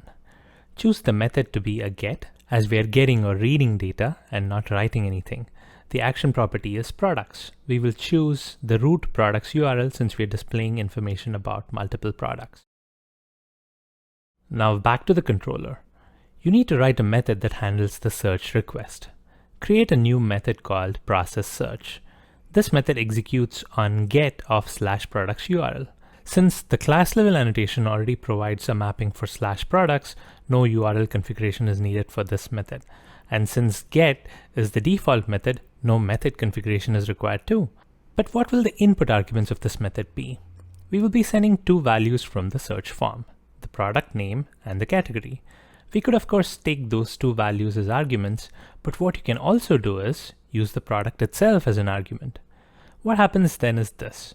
When the form is submitted with the name and category, Spring MVC detects that the argument to the controller method is an object, and the object has member variables with the same names as the request parameters. This is what lets Spring MVC do data binding. As long as you use the same names for the UI elements in the JSP form and the fields in the object in your controller, Spring MVC will populate the member variables of the object with the values you've submitted. In this case, the product instance received by the method contains the name value auto-populated. It also creates a new category instance, links it to the product instance, and sets the value of the category ID to the value submitted in the form. Isn't that cool? That's data binding in action. What's interesting to note here is that every value submitted by any HTML form is a string, which is fine for name since the name variable of the product class is a string. But think about the category option. The member variable is an instance of the category object, and the ID is a long. The request parameter is a string with the values 0, 1, 2, and so on, which happens to be the IDs of the category entity in the database. What Spring MVC does is first convert the request parameter to a long, and then populate the ID member variable of the category instance with that value. So when the method executes and the product instance is handed to you, this instance already has the right category instance initialized and set. However, as you can imagine, when there is automatic conversion like this, there is a chance that there could be errors. What if the value being sent cannot be converted properly? Secondly, you might want to validate the input. For this purpose, you use the binding result class. You already used the binding result before for validation. All you had to do then was add a binding result type as an argument immediately following the argument that you wish to validate. Here, we are going to use the same class for a different purpose, this time to check if the search criteria matched any search results. We'll look at how in just a minute, but add the argument here for now. Also add the model argument because we need to save the search results in the model for us to display in the JSP. In the method body, you call the find products method of the business service. If the result set is exactly one product, redirect to the product page directly. And if there's more than one, set the result list in the model and return to the same search page. Now, if there are no results returned, you need to let the user know about it. This is where you'll be using the binding result. Call the reject value method of the binding result, pass in the text input name, an error code, and a descriptive text. As you can imagine, reject value method lets you reject any user input and is handy for validation, but you can use it for other ways too, as you've done here. Finally, add code in the search JSP to display the list of search results, if there are available in the model. Deploy and run, and you should be able to search products by name and category. In this tutorial, you have implemented search functionality in the web store application. You also learn how to use data binding to show errors or on searches with no results. In the next video, you will learn how to write custom validators of your own to validate user input. In this tutorial, you will look at advanced usage and customization of the data binding process that you've already learned in the previous tutorial. You will also be implementing custom validation and also configuring the allowed fields in the binding. You've implemented the chocolate product search functionality in the previous tutorial. The two search fields are the product name and the category. You've implemented both these fields as optional. The user can choose to enter nothing and hit search to get every product in the database. Sometimes that's not such a good idea if you have too many products in the database. And you might want to add some restrictions, like enforcing the user to enter some search criteria. You'll take that approach in this tutorial to learn about custom validation implementation. For the purpose of this tutorial, let's arbitrarily define a couple of search restrictions. First, the user must enter a name or a category as a search criteria. If the name is entered, it must be at least 3 characters. And finally, the user should be able to search only by name or category and not any other fields in the product class. You've looked at validation implementation using the JSR 303 annotations. Can we use that approach now? No, because the annotations are applied to the entity class and are applicable for all controller validations of that class. The validations that we need to apply here are to the product class only in the search controller method. So you cannot have a class level annotation. We need a different approach. You might think, well, we have the product instance in the process search method. Why not add code to validate the instance there? Yes, that can be done, but it's not recommended. It's because the logic to validate would be tied to the controller method. If you need to validate the same rules in any other place in the code, you'll need to copy paste those lines of code. That's the reason why it's recommended for validation logic to be isolated out so that it can be used throughout the application, not just the controller. The JSR 303 annotations achieved that beautifully. We'll look at another way to do this now by writing our own custom validators. Create a new class called Product Search Validator that implements the org Spring Framework validation.validator. There are 2 methods that you'll need to implement here called supports and validate. These are callback methods. Spring MVC will call your implementations to first check if any object can be validated by using this validator. And if yes, then do the actual validation. The first method is supports with a Boolean return type, where you check if the class that Spring MVC needs to validate is actually the one you intend to validate. Since you are validating product here, return true if the class is assignable from product. Second is the actual validate method when you check the validation rules. You get 2 arguments to do this. One is the instance of the class itself, which you can cast to product. The framework calls this only if the call to the supports method returns true, so you know that this is a product instance here. The second argument is an errors instance. This object can be used to save the results of the validation and make them available to the JSP. You can use this instance to reject a value or mark any field as invalid with the right error message. The logic itself is pretty straightforward. First, check to see if the name is empty when category is not supplied. Second, check to see if the trim name is at least 3 characters long. If there are errors, you don't break the execution. Just add that information to the errors instance using the reject value and return. Now all that's left is to call the method. There are 3 ways this validator class can be used to validate the product instance. The first and the most basic way is to validate at the method level, calling it manually. You just create a new instance of the product search validator and pass in the product instance and binding result. For you see, binding result extends error. Now the validator is going to set any errors in the binding result instance and you can redirect appropriately. But doing this manually is not much fun. Also, we'll not be using the callback feature. To have Spring MVC call the validator automatically, you can set the validator to be called at either the controller level or globally. If you register a validator at the controller level, Spring MVC is going to automatically call the validator for every method of the controller that you need validation for. To make this happen, write a new method in the controller annotated with @initBinder. Spring MVC is going to call this method to initialize data binding for the controller before it calls any of the controller methods themselves. One argument that this method has to accept is a type called webDataBinder. In the method, you can set the validator to the binder using setValidator method. You can create a new instance here, but since the validator is stateless, it's recommended to have a single instance that's auto-wired. Annotate the validator class with @component to define it as a Spring Bean. Then create a new member variable for it in the search controller and auto-wire it. Pass this instance to the setValidator method.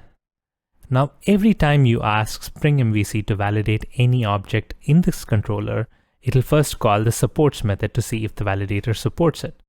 When it's a product class, supports will return true, and then Spring MVC will call the validate method automatically. Add the @valid annotation to the product argument to have Spring MVC call this validator. Now you can remove the manual validation calls and Spring MVC does this automatically. Among the many things you can do in the initBinder method, one is to allow and disallow certain fields to be bound. Now any attribute in the product can be passed as a query parameter and Spring MVC will bind it to the product instance automatically. You can allow only certain fields by using the setAllowedFields method.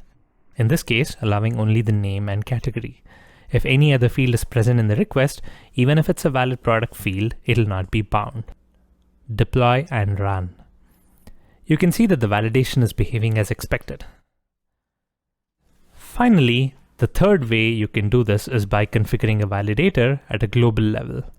In this case, any @valid attribute of any controller method of the application will result in the validator being called first to check if it supports the class, and if yes, do the validation.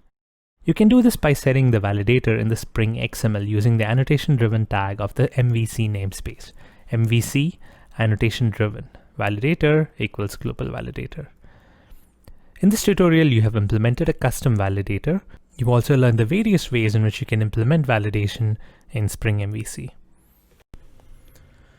In this tutorial, you will learn how Spring MVC helps us handle exceptions in our web applications. Exception handling can be done in multiple ways at various levels in a Spring MVC application. You'll implement some of them in this tutorial. The Spring Chocolate store has functionality to let users browse for products. But if for some reason a request fails, we need to be able to provide a good experience to the user. A response in the case of an error message should be a well-designed error page with a brief description of the error and a way for the user to either retry or navigate back to the home page, for instance. Run the application and try making a request to a product that we know doesn't exist in the database. You can do that by entering a large ID for the product in the product view page. Notice the stack trace that shows that there was an exception thrown in the code. There were no results found.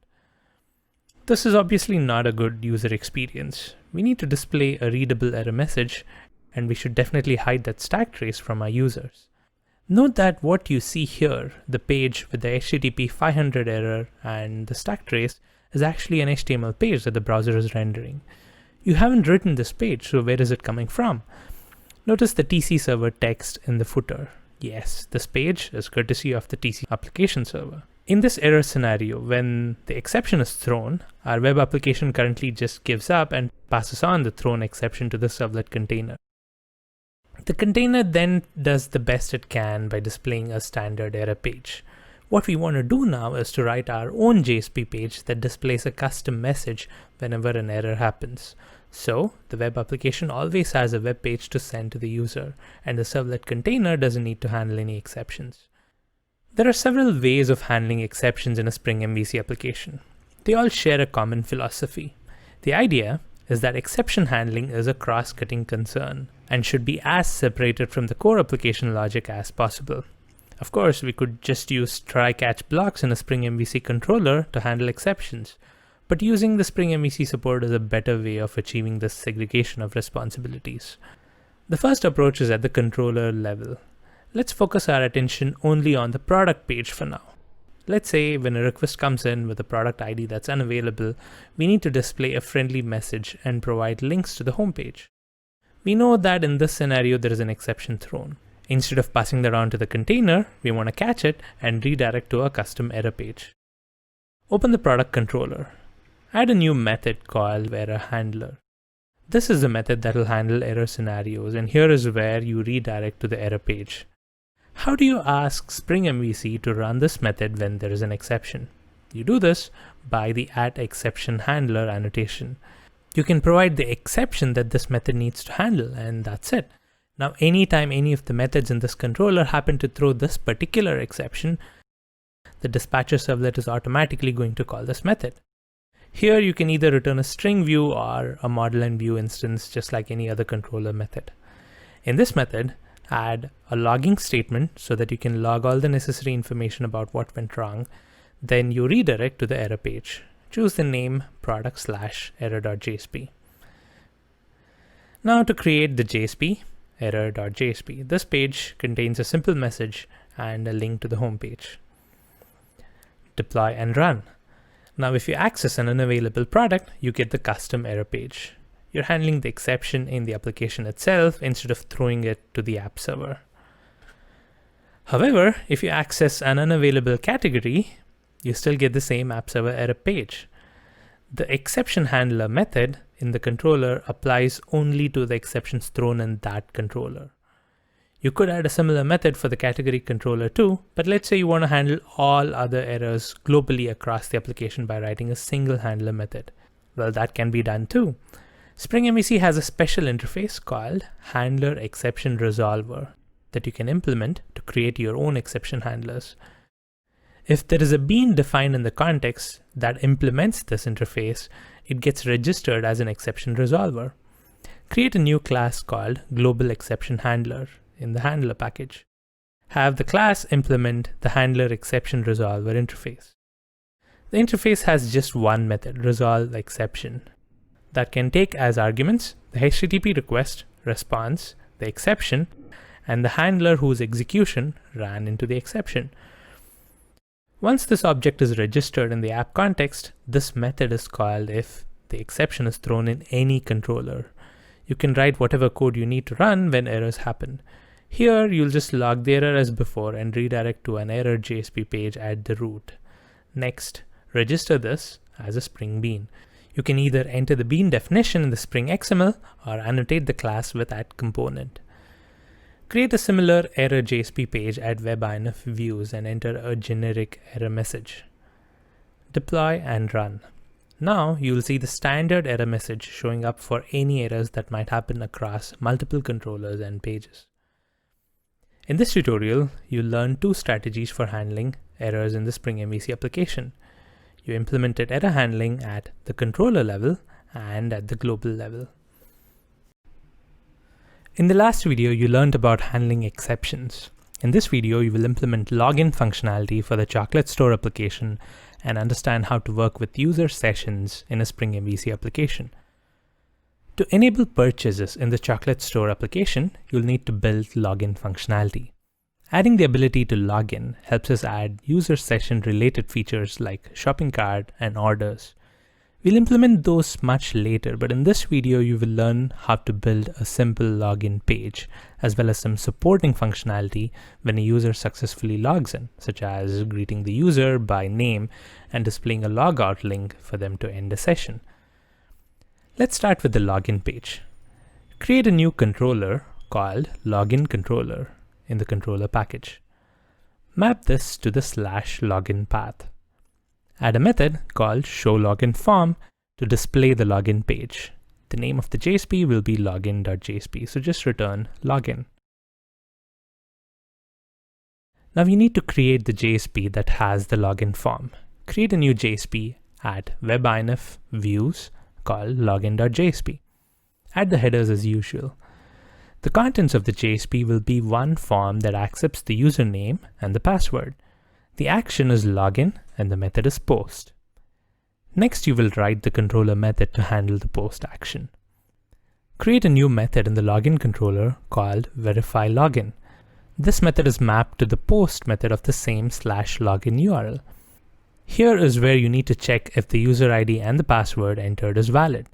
This method could take the customer object as input argument and have Spring MVC populate the user ID and the password fields for that customer instance. But since we really need just the user ID and password fields here, you can choose to take the individual fields as arguments using the @request_param annotation. Since the names match the form fields, Spring MVC automatically sends the right method arguments from the request parameters in the post request. Now the method logic involves calling the business service to do the actual validation.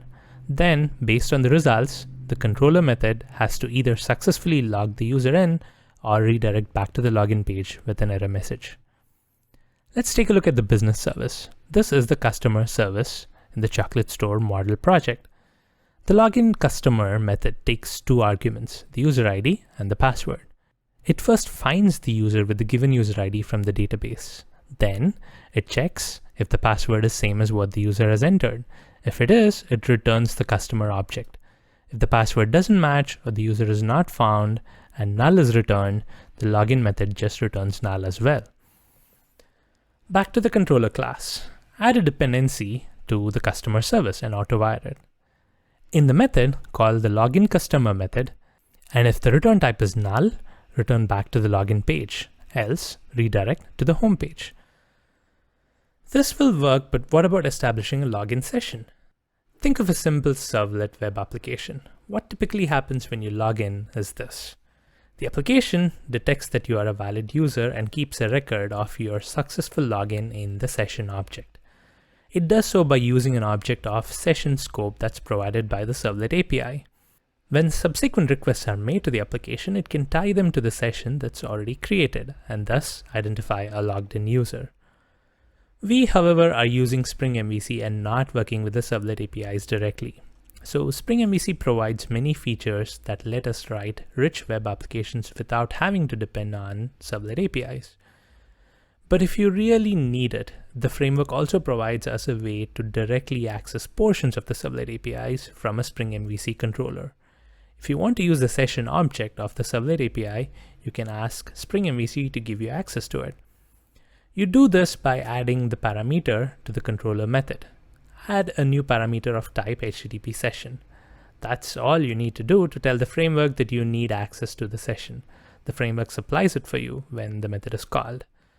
Now that you have the session object, you can save the customer instance into the session on successful login using the setAttributes method and creating a new attribute. In case of login failure, you can add an error message to the HTTP request object. Again, you can access it by using the HTTP request parameter here. But Spring MVC has a better way of passing data from the controller to the JSP on a per request basis. Can you think of what that is? It's the model that we already used. Add a parameter of type model. Add an error message in case of login failure. Now display the message in the JSP. It'll be blank by default and show up only if there are errors. Deploy and run. Login using random credentials. Notice that the error message shows up. Create a user and log in using the right credentials. Now you should be redirected to the home page. There are many things you can do to take advantage of the fact that you have currently logged in user information in the session. For instance, if the user has logged in, you can replace a register link in the home page with a greeting and a logout link. Open home.jsp.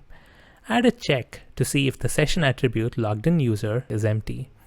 If so, show the register and login link. If it has a value, show a greeting with the user's first name and the logout link. Now, to handle logout, create a new method in the login controller mapped to /logout URL. This method needs the HTTP session parameter too. In this case, you'll be removing the logged in user attribute. You can return any page here, like the login page, for example. Deploy and run. See how the register and sign-in links change to greeting and logout links upon login. Log out and the application ends the session. In this tutorial, you've learned how to access the HTTP session object from Servlet API in our Spring MVC controllers. You also learn how to use the session object to establish a login session for the user. In the next video, you will learn another way of working with sessions, but without having to deal with the Servlet APIs directly. You've implemented a login page in the previous tutorial. In this tutorial, you will learn about another way to work with sessions. You will use session scope beans to store data that you would need to persist across a user session. The scenario we'll look at is the user's shopping cart. Currently, we don't have a way for a user of the chocolate store application to shop for products and place an order. In this tutorial, you will implement a shopping cart feature that lets the users do that. You will also implement an add to cart feature that lets users click on a link next to a product and add it to the cart. You will keep track of the user's selection in the session. We'll start by creating a new shopping cart class. Create a new class in a new package called beans and call the class cart. This class needs to contain a collection of product instances. Create a map of product and integer called contents. This map stores the product that the user added to the cart and the count of each product. Write methods to add a product to the cart, which either increments the count if the product is already in the cart or adds a new entry to the map if it isn't. The remove method simply removes the item from the map. The clear method clears the contents of the map. And the getTotalCost method gets the total cost of all the items in the cart. Now think of when you would need to instantiate this class. When a user logs in and adds item to the cart, you would want an instance of the cart to be created and set in the user session. You can do this manually like in the previous video where we set an instance of the logged in user as a session attribute. This time we'll try another way. Every bean that you define in a Spring container has a scope associated to it. The default is singleton, which means the Spring framework creates one instance for the whole container. You can also configure beans with prototype scope, which makes the container create new instances for every dependency. These two are common scopes in any Spring application. However, since we are working on a web application with Spring MVC, we have some extra scopes available for us that are web application related. This is because the container in a Spring MVC application is web application context, which is same as application context with additional web application related functionalities. The three extra scopes we get are request, session, and global session. Request and session are tied to the request and session concepts of a traditional servlet application that we've already seen. Global session is useful when you're working in a portlet application. If you define a bean as session scope, Spring MVC will create a new instance per session and tie it to the user's session automatically. Add the component stereotype to mark this as a Spring bean. Add a scope annotation and configure the scope to be session. Next, set a property called proxy mode to target class. We do this because we will inject this bean into the controller, which is a singleton. Since this bean needs to be a dependency that has session scope, we need the Spring container to inject new cart instances for every user session, even though the controller itself is a singleton. Now let's build the add to cart functionality in home.jsp. Add a link so that it shows up next to each product displayed. Choose the URL for adding an item to the cart to be in the format cart/add/product ID. Now create a new controller called cart controller in the same package as the other controllers. Autowire product service as usual. Also autowire the cart component. This will be session scoped thanks to the annotation in the cart class. Create a new method called add to cart and map the add URL that you've chosen. The path variable gives you the product ID. Now you can get the product instance using the find product method of the product service. Once you have the product, you add it to the cart using the add product method. Add some logging statements to log the action. Now what would the return be? When the user clicks on a link to add an item to the cart, they would expect to stay on the same page. So you should redirect to the page they came from, the page on which they clicked the link. To access that, you would need to use the request object, which has a referrer attribute in the header. Spring MVC provides an easy way to access request headers in any controller method. Use the request header annotation to a string method parameter and specify what request header value you need. Here, it's the referrer. Now that you have the referrer URL, you just redirect back to that URL. Deploy and run the application. Add an item to the cart by clicking on the Add to Cart link. We are still on the same page, which is what we want. But how do we know that the products were added to the cart? Look at the application log in the console where we've logged the action. You can see that the products you've added to the cart are actually added. In the next tutorial, you will implement a shopping cart page where you can see the contents and place orders. In this video, you've learned to use the session scope bean to associate an object instance to the session. You also use the request header annotation to get the header information from the request in a controller method. In the previous video, you built a shopping cart that lets users add products to it. In this tutorial, you will implement more shopping cart functionality, including viewing the shopping cart contents and placing an order. You've implemented the shopping cart in the session in the previous tutorial. The user can add items to the cart, but there's no way to view the contents. In this tutorial, you will implement a cart URL that displays the cart contents and also implement a place order button that lets them order the contents of the cart. Let's start with the view cart page. Let's say you want the view cart page to be available at the URL /cart. Create a new method in the cart controller called showCart and map this to this URL. Return cart, which will invoke the new cart.jsp that you will create next. There's one more thing you will need to do. The cart.jsp needs the cart contents to show it, so you will need to set the cart information in the model so that the JSP gets it. Add a model parameter in the method and set the cart instance to the model. Next, you will need to create the cart.jsp. Create a new JSP at the root of the webinf/views called cart.jsp. Add the headers as usual. Build a table with 3 columns: the product name, the quantity in the cart, and the total price for the product. Loop through the list of products and print each product in the cart with the quantity and the price. For the last row, print the total using the getTotal method of the cart class. Add a message display header by printing the value of cart message. We will use this model attribute to send messages from the controller that will be shown to the user on the page. To get to the cart, add a link on the home page right next to logout. Open home.jsp and add the link if the user has logged in. Deploy and run. Now, when you add contents to the cart and then view the cart page, you should see the contents you've added along with the number. Now let's add a button that lets the user place an order with the contents of the cart. Open cart.jsp and add a form with a submit button.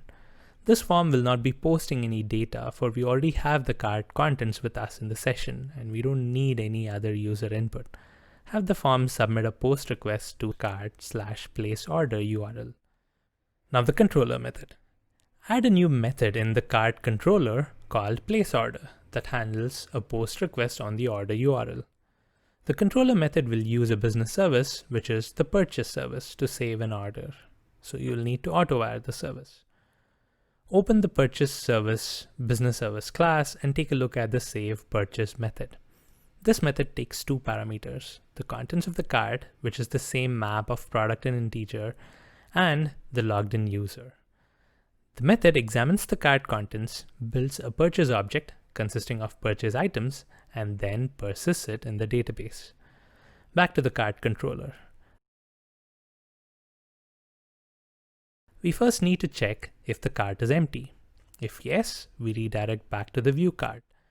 If there are items in the cart, we get the logged in user from the session and send both the logged in user and the cart contents to the purchase service. After the order has been saved in the database, we will clear the cart and redirect to view cart, which should show an empty cart this time. We would also want to show a message to the user. In case of an empty cart, we ask the user to add items before placing an order. And in case of a successful order, we confirm that the order of that amount has been placed. Remember, we print the cart message attribute from the request in the cart.jsp. Now we just need to set the right message in the request based on the scenario. Think about how you would implement this. What we've been doing all along to send data from the controller to JSP is using the model parameter and setting its attribute. Can you use the same technique here? If you try, you'll notice that it'll not work. Why is that? The reason it'll not work here is simple. It's because you're not returning a JSP name here. You're returning a redirect. And when you do a redirect, it's a new request. Typically, you write a controller to handle a request, save the data in the model, which is associated with the request, and the controller method returns a JSP name, which is rendered to the user. But for post requests, a good practice is to not return a JSP, but a redirect to another get handler, which then returns a JSP. The reason we do this is to make sure that if a user presses the browser's refresh button after submitting a post request, the GET request gets resubmitted, and they don't resubmit the POST request itself.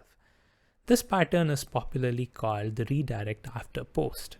The problem with this approach is the GET method that is redirected to becomes a new request. So if you have attributes saved in the model, in the POST request to be used on the JSP, by the time the redirected GET executes, it's a new request and the model is lost. Spring provides support for these scenarios by providing a feature called flash attributes. They are temporary storage on the server that are used to save attributes in the post request and subsequently accessed in the get request. Spring MVC takes care of the background implementation, and all you need to do is set the values you need to flash attributes instead of the usual model attributes. In the cart controller, add a method parameter of type redirect attributes. Use the add flash attributes method to add the attribute cart message. Provide the messages you need for the two scenarios. And that's it. Spring MVC takes care of making them available to the request after redirect, just as any model attribute. You can access the cart message from the JSP to display the message to the user. Deploy and run. Click on place order when the cart is empty and when it has a few products. Notice the message displayed after the redirect. Refresh the page and notice that the post doesn't happen, just like we've designed it. In this tutorial, you have implemented the shopping cart's view cart and place order functionality. You also learned about redirect after post and how to use flash attributes to share data between requests. In section 4, we use some out-of-the-box interceptors that came with Spring MVC to do locale and theme switching. In this video, you will learn to write your own custom interceptor and apply it to address a cross-cutting concern. The chocolate store application has shopping cart functionality that's closely tied to the logged-in user, but there's no stopping an unauthenticated user from adding items to the cart and placing an order. This will result in invalid purchase order data if we do not prevent something like this from happening. In this video, you will write a security interceptor that allows only a logged-in user from accessing any shopping cart-related functionality. Why an interceptor? The idea behind interceptors is to address cross-cutting functionality. functionality that could be applicable to various different parts of the application, different controllers, different URLs, or pages. Instead of duplicating the code and having it execute for each of the controllers, you isolate the functionality into a common location and apply them to whatever controllers or URLs you need. Spring MVC lets you define and configure as many interceptors as you want. You can have it execute code before or after the execution of the controller. If you choose, you can have the interceptor block further processing and return a completely different view, thereby not executing the controller method at all. Implementing a custom interceptor in the application involves two steps. 1. Writing the interceptor class, and 2. Configuring the class as an interceptor in the Spring configuration. We will perform these two steps as we write the security interceptor. Create a new class called security interceptor in the interceptors package. Have the class implement the handler interceptor interface. Implementing this interface lets Spring MVC know that this class intends to be an interceptor and tells the framework what to do. Since you implement the interface, there are three methods you will need to provide implementation for.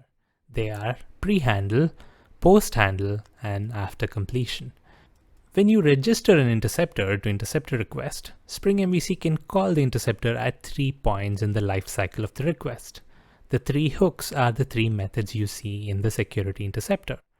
Once you register this class as an interceptor, whatever code you write in the pre-handle executes before every request, the code you write in the post-handle executes after the handler executes, and the code you write in the after completion executes at the very end, after the complete request processing. Just to clarify what's happening, let's add some logging statements in each method. Create a new logger and use logger.info methods to print the method names as they execute. Make sure you return true in pre-handle. Returning true tells the framework to continue processing. If you return false here, the controller method that handles the request will not execute. We've completed step 1, writing the interceptor. Now on to step 2, configuring it. The good news is you already know how to do this. Open the dispatcher servlets context configuration XML at webinf spring app servlet servlet context.xml. Remember the configuration you made for the theme change interceptors. This is the location where you did it, and the configuration was as simple as defining the bean and configuring it as an interceptor using the MVC:interceptors tag. You can declare custom interceptors exactly the same way. A shortcut to declare the new interceptor is using the class attribute instead of ref, so you don't need to create a new bean instance like you did for the theme change interceptor. This interceptor doesn't need any properties configured like the theme change interceptor did, so this will do. Deploy and run.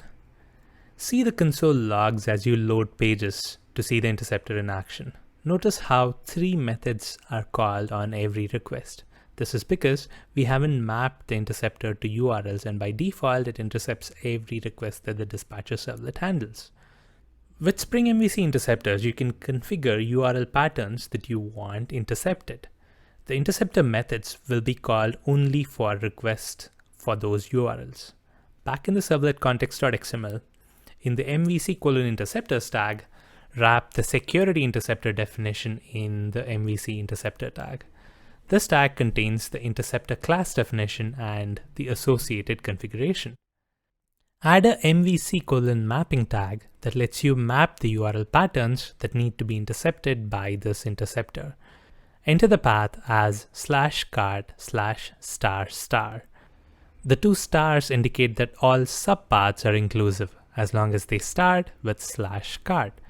You can add more paths here if you wish, separated by commas. Note that these URLs apply only to this interceptor. The theme change interceptor is not mapped explicitly and thus applies to all URLs. Back to the security interceptor class now. Now that you have configured the interceptor to be called for certain URLs, you now need to implement logic to allow or disallow any request. The best place to do this is in the pre-handle method since it executes before the handler. And it also has a Boolean return type that lets you indicate whether further processing needs to be done. This method takes three parameters. First is the HTTP request, second is HTTP response, and the third argument, which is of type object, is the handler. This is the controller that's supposed to handle the request. This is convenient because you can call methods on the controller instance from the interceptor. In this case, the logic is fairly simple. You get the session using request.getSession, and you check if the logged in user attribute is available, which indicates a logged in user. If it isn't, you redirect to the login URL. Also, make sure to return false so that the underlying controller doesn't handle this request. That's it, the interceptor is done. In this case, you've just used the pre-handle method, and the other two methods have dummy implementations. You have no choice but implement them here since you implement the handler interceptor interface. Because of this, Spring MVC provides a convenient class called handler interceptor adapter. This class has no op implementations for all three methods. So you can extend this class and override just the methods you want. Change the class to extend the handler interceptor adapter. Now you can remove the methods you don't need. Deploy and run. Without logging in, add an item to the cart or access the cart page directly. You will be redirected to the login page. A good exercise for another implementation of interceptors is the admin interceptor. The idea behind this interceptor is to let only admin users access the product and category edit pages. A non-admin user should not be able to edit products. The underlying concept is the same. Intercept requests that you are interested in and take action as necessary. In this video, you have created and configured custom interceptors using Spring MVC. You've also written code to control the execution flow in the interceptors. In the previous section, you've done a lot of work with the controller tier by incorporating login and sessions. Let's switch focus to the view. So far, we've been using JSPs to render our views in the Chocolate Store application. While JSP is one of the popular view technologies, there are other options as well. In this tutorial, you will learn how to integrate with FreeMarker, a popular templating framework for Java web applications. When we created a blank Spring MVC application in section 1, we inherited a lot of Spring configuration from the defaults. The defaults happen to work well out of the box with JSPs as a choice of view technology. But Spring MVC has support for a whole lot of other view technologies, including templating frameworks like TimeLeaf, Velocity, and FreeMarker. In this video, you will publish a URL that shows a list of products in the store with the view generated not by JSP, but by a FreeMarker FTL file. Before we implement FreeMarker support, let's look at how the views currently work in our Spring MVC application. We have so far seen two ways to return a view from any controller method. You can either return the string containing the JSP name that then gets mapped to a complete JSP file name and rendered, or you can return a model and view instance that contains information about the view which is then rendered. The framework, however, in order to generate a view, needs an instance of a class called view that comes with Spring MVC. So if your controller method returns a view or a model and view, the framework knows what to render. But if the controller method returns a string, the framework needs to get a view instance from that string. This step of resolving a view that needs to be rendered is done by what are called view resolvers. View resolvers are configured as beans in the Spring application context. They contain a method that take in a string view name and return a view instance. Open the servlet context XML and look at the internal view resolver bean definition. This is a view resolver that came out of the box with the Spring MVC project template that we used. This view resolver maps a string to a JSP name and it returns an instance of the view.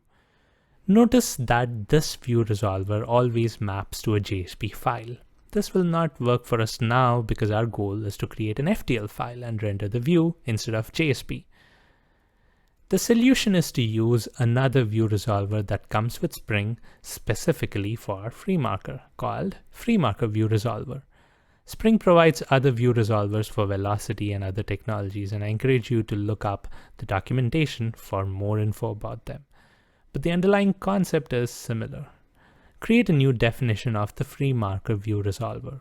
This view resolver requires that you define an extra configuration bean. So create a bean of type free marker configurer. One configuration value that you need to set is the template loader path property, which is the location of the FTL files. Enter the value as webinf/views/ftl, which is where you'll save the FTL file that you'll create shortly. There is one other configuration needed here, but we'll come back to that in a minute. Now it's time to write the controller method. Let's map the URL to /products?FTL and return a list of products rendered in FTL. Open the product controller class and add a new method called getProducts. This method is already mapped to /products at the class level, so just add the params as FTL in the request mapping annotation. The method uses the product service to get the list of products, sets it in the model, and returns the FTL file name product list. Now on to writing the FTL. Create a new FTL called productlist.ftl in webinf/views/ftl, which is the location that you've already told the view controller. Here you write standard FTL syntax to loop through the list in the model and display them. Of course, we'll not go into the details about the FTL syntax since that's outside the scope of this course. For this file to be interpreted and rendered as HTML, you will need to include the free marker library in your application. Open the Maven pom.xml and add a free marker dependency. Maven will now include all the necessary jars for free marker to work. Now to the final piece of the configuration. Note that we now have two view resolvers defined in our context. One that resolves to JSPs and one that resolves to FTLs. If you look at the controller method, there is no distinction between a JSP name return value and an FTL name return value. How does the framework know which view resolver to call? If what you intended to return is a JSP file name and the FTL view resolver picks it up, it'll look for an FTL file with that name and it'll not find it. And the same problem happens if the JSP view resolver tries to find a name you meant to be an FTL file. Multiple view resolvers do work because of the concept called view resolver chaining. Given that you've defined a certain number of view resolvers in the application context, Spring lines them up in an order and checks each one of them if they can successfully resolve a return view string. If they can, that view is rendered. If not, the next view resolver in the chain is checked, and so on until it finds one that can resolve to a view. If none of them can, an exception is thrown. You can control the order of this chain by specifying the order property of the view resolver config. Add the order property of 1 to the free marker view resolver and 2 for the JSP view resolver. You'll need to be careful about the order because some view resolvers, like the internal view resolver, throw an exception if it doesn't find a view, so any resolver below it in the chain never gets a chance. So there are some view resolvers like this that do not play nice with the chaining concept. So obviously such resolvers should be placed at the bottom of the chain like you've done here. That's it. Deploy and run the application.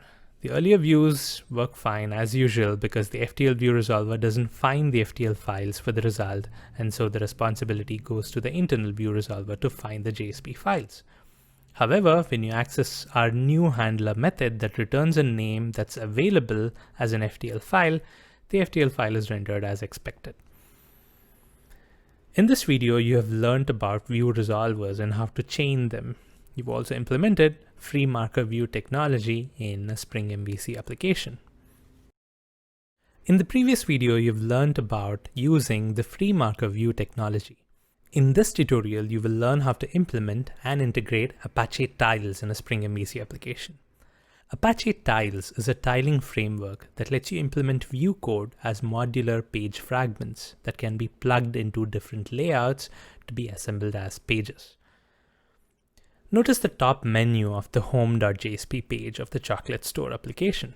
There are a few links defined to log in, log out, or register. How can we add this to every page in our application? We can, of course, copy-paste the code into every JSP, but that's cumbersome and hard to maintain. The easier way is to use a tiling framework like Apache Tiles, which is what we will look at in this video. Apache Tiles allows you to break down the layout of your page into tiles that you can then assemble into complete pages. We will create a template definition and write individual tile JSPs and assemble them into a single final output JSP. Spring MVC has support for rendering views with Apache Tiles by using, you've guessed it, its own view resolver. It's called Tiles View Resolver. The first step is to open the servlet context XML and add a bean for Tiles View Resolver. Add a property view class to the Tiles View class that comes with Spring MVC. Choose the order as 0. You want the Tiles View Resolver to be the very first view resolver in the chain. Just like we saw for the free marker view resolver in the earlier video, even the Tiles View Resolver needs a configuration bean called Tiles Configurer. So add that as well. An optional configuration here is the location of the definition XML. Add the value webinf/spring/tiles.xml. If you do not configure this, the default path that Tiles looks for the XML file is webinf/tiles.xml. Next, create the tiles.xml file at the configured location at /webinf/spring/tiles.xml. This file contains tile definitions. Each definition defines how a page looks, and you need to create a new definition for each page. A page definition specifies two things. One, what are the pieces or page fragments that make up the page? And two, what's the layout of those page fragments? Since you would typically want consistent layout across pages, and some common page fragments like headers and footers, you define a base definition that you can inherit and use across other definitions. This base definition specifies the individual pieces of the page as separate JSPs. And it also specifies how those pieces fit together, which is the template JSP. We haven't written these JSPs yet, but these are the roles they play. The JSP in the attributes need to provide content for the individual fragments, and template JSP needs to align and assemble them all. Notice that the title and body are blank. That's because this base definition only defines components that are common across pages.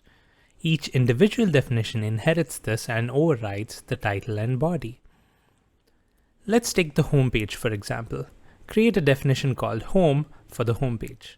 This definition extends the base and overrides the title and body.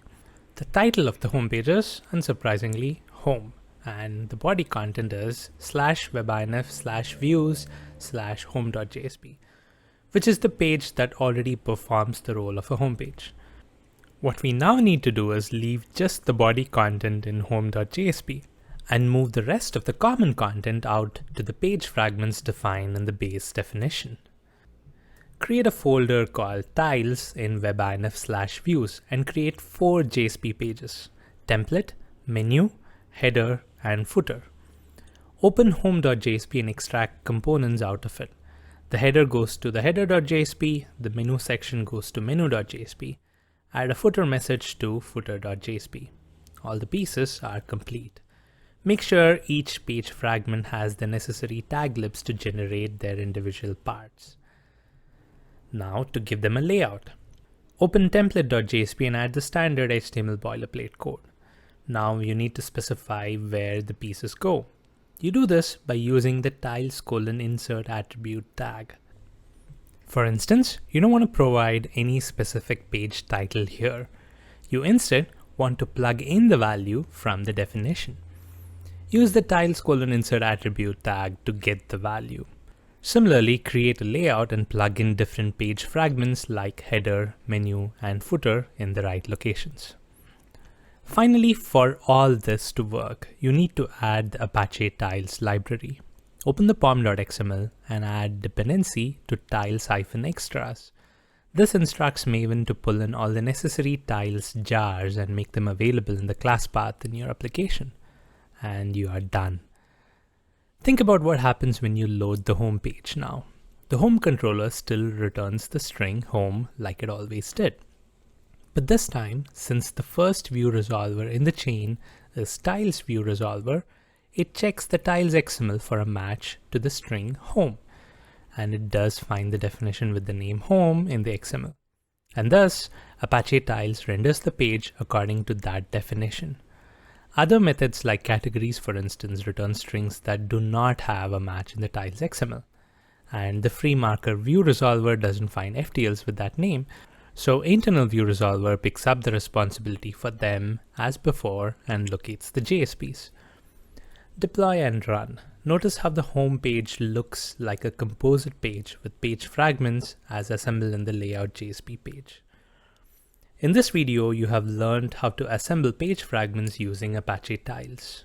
You also used Spring MVC support to build a page using tiles. In the previous videos, you've implemented different view technology using the concept of view resolvers. In this tutorial, you will learn about a very powerful view resolver that comes with Spring MVC called Content Negotiating View Resolver. This view resolver is very useful if you're working with multiple content types and need to return data in various formats. Let's say we have a requirement to render product information on our website in various different formats. Right now you can enter the URL products/product ID to view the product information in HTML. But let's say we need to make this information available to the user in XML and JSON formats. What would be the best way to implement a feature like this? Let's break down the problem. First, we want to support JSON and XML views in our application. The solution should be obvious now. You do this by using view resolvers, one that resolves to a JSON view and one that resolves to an XML view. Spring MVC provides out-of-the-box view classes for JSON and XML. One is mapping Jackson JSON view that uses the Jackson library, the second being marshalling view that uses the Spring OXM library. Unfortunately, Spring MVC doesn't come with view resolvers for these two views, so we'll have to write them on our own. But it's thankfully very easy to implement. Create two classes in a new package called view resolvers with the names JSON view resolver and XML view resolver. Every view resolver should implement the view resolver interface that ships with Spring MVC, which means that you need to implement one method, resolve view name. The purpose of this method is to return the right view object. Start with JSON view resolver. We know that the name of the JSON view class is mapping Jackson JSON view. So create a new instance of the class and return it. You can optionally configure the view, like setting pretty print to true to get a formatted JSON. That's it for the implementation. Make sure you define this as a Spring Bean by defining it in the XML like other resolvers, or in this case, adding @component, since this is a class we've written. Now for the XML view resolver. Implement the same method and create an instance of the XML view class, marshalling view, and return it. But in this case, before returning, the XML view needs a marshaller object set using the setMarshaller.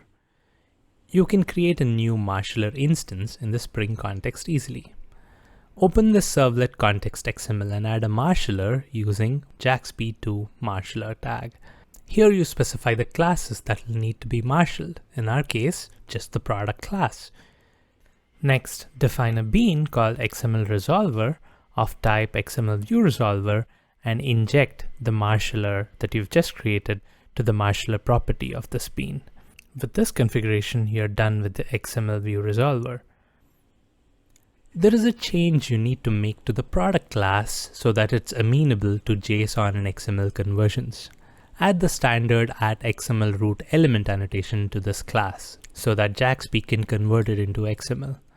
When an instance needs to be converted to XML, Spring MVC calls upon JAXP to do this conversion. Secondly, you will want to skip the category property because you don't want it and its associated product list to be marshaled. If you don't do this, JAXP will try and convert the product instance to XML, and the product instance has a reference to a category instance, and you get the idea. This way, you prevent JAXP from going on in an infinite loop converting these instances. Add the annotations JSON ignore and XML transient so that this is excluded from both the JSON and XML conversions.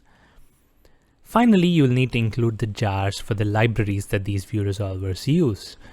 Open the pom.xml and add dependency Spring OXM library. Jackson is already built in, so no addition is necessary for JSON. With these changes, you have now implemented support for JSON and XML views in the application. Now you need to use them to show product information in different formats. We already have an implementation that returns the product information in HTML format when accessed through this URL, products/product ID. How do we add XML and JSON support to it? One way to implement this is to have 3 URLs with parameters or extensions that specify what format is expected. Then you would need to create 3 controller methods to handle 3 URLs to get the same featured products data, one for each content type. And then have 3 view resolvers, again one for each view that finally resolves to the right view. If you go with this approach, there'll be a lot of duplication in code. The controller method that gets the required data will be exactly the same. The only thing that'll change is the view that's returned. Having 3 methods that do more or less the same thing just for the sake of different views seems inelegant and is against what the MVC pattern advocates. This is where content negotiating view resolver comes to the rescue. It does exactly what the name says. It's a view resolver that does content negotiation. In other words, it does different things based on the content type that the request asks for.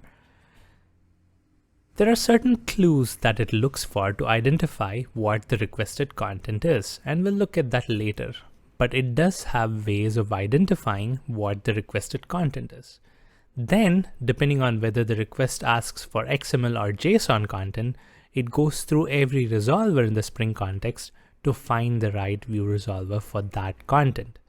As long as you've got the right view resolvers for each content type defined, it finds the right view resolver and then renders the right view. The really cool thing is, since there is one top level view resolver now, there just needs to be one controller method as well. Open the servlet context XML where you will define this new resolver. Like other bean resolvers we've already defined, this is also a simple bean definition with the class name. Set the order as 1 and adjust the order of the other resolvers because you now want this resolver to be the first in the chain. Create another bean of type Content Negotiation Manager Factory Bean. This bean lets you configure the resolver. Set the default content type to be HTML, which means JSP views are rendered by default. Also, set the ignore accept header property to true. We'll return to what this means in a minute. Set the bean to the Content Negotiation Manager property so that the configuration is set for the view resolver. Deploy and run. Access the product page for a product. It renders the JSP as usual, but this time it's the Content Negotiating view resolver that has handled it. It has detected that the request is for HTML content, so it's invoked the internal view resolver. How do you tell the Content Negotiating view resolver that you want XML or JSON content? One way is to add an extension. Add an extension of .xml to the URL. And there you go, XML output. This extension is a good enough clue for the view resolver that you need XML content. So it searches the application context for all defined view resolver to find something that resolves to XML view. And it finds XML view resolver, the class you've written, and invokes it. Similarly, change it to .json and it invokes our JSON view resolver, so you get JSON output. There are a couple of other ways the Content Negotiating view resolver can identify the content type requested. One is using query parameters like format equals XML, where the query string key format is configurable. Another option is an HTTP header value in the request, specifying what the requested content type is.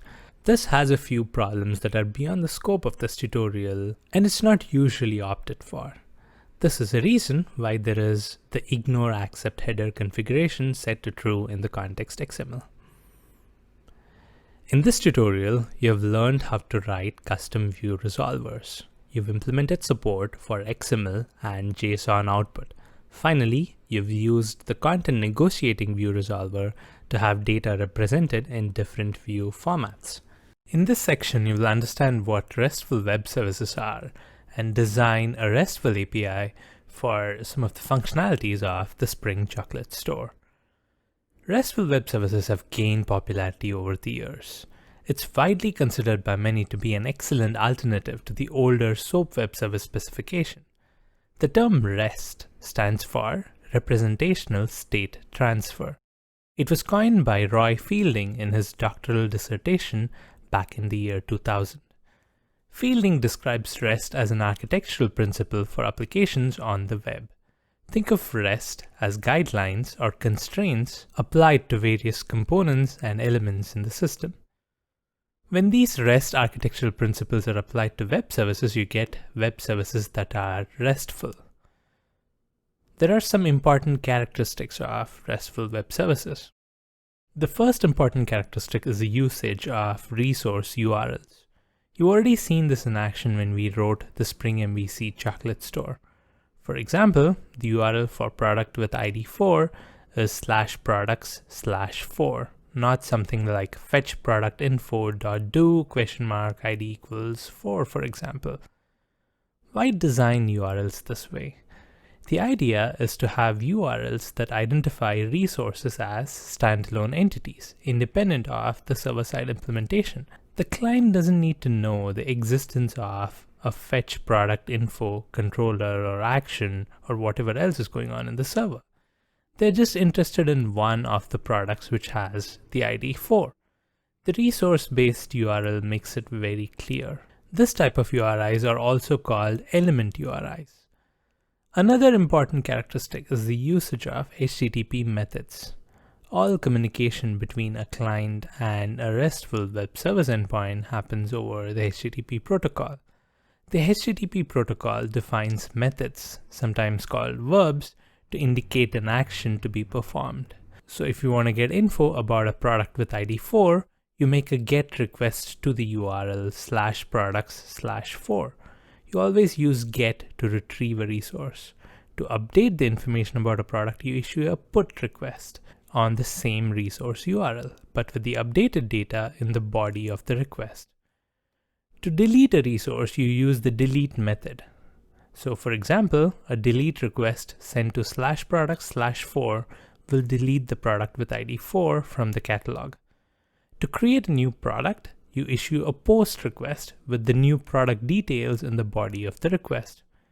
But note the URL for the post. It is /products, not a specific product ID. Why is this? You don't know what the ID of the new product should be or the next available ID in the system. Ideally, the server should figure that out. So the post request is made to the parent plural entity URL, and the new product is created with whatever ID the server sees fit to use. URIs like /products are called collection URIs because they represent a collection. In this example, /products represents all the products in the system.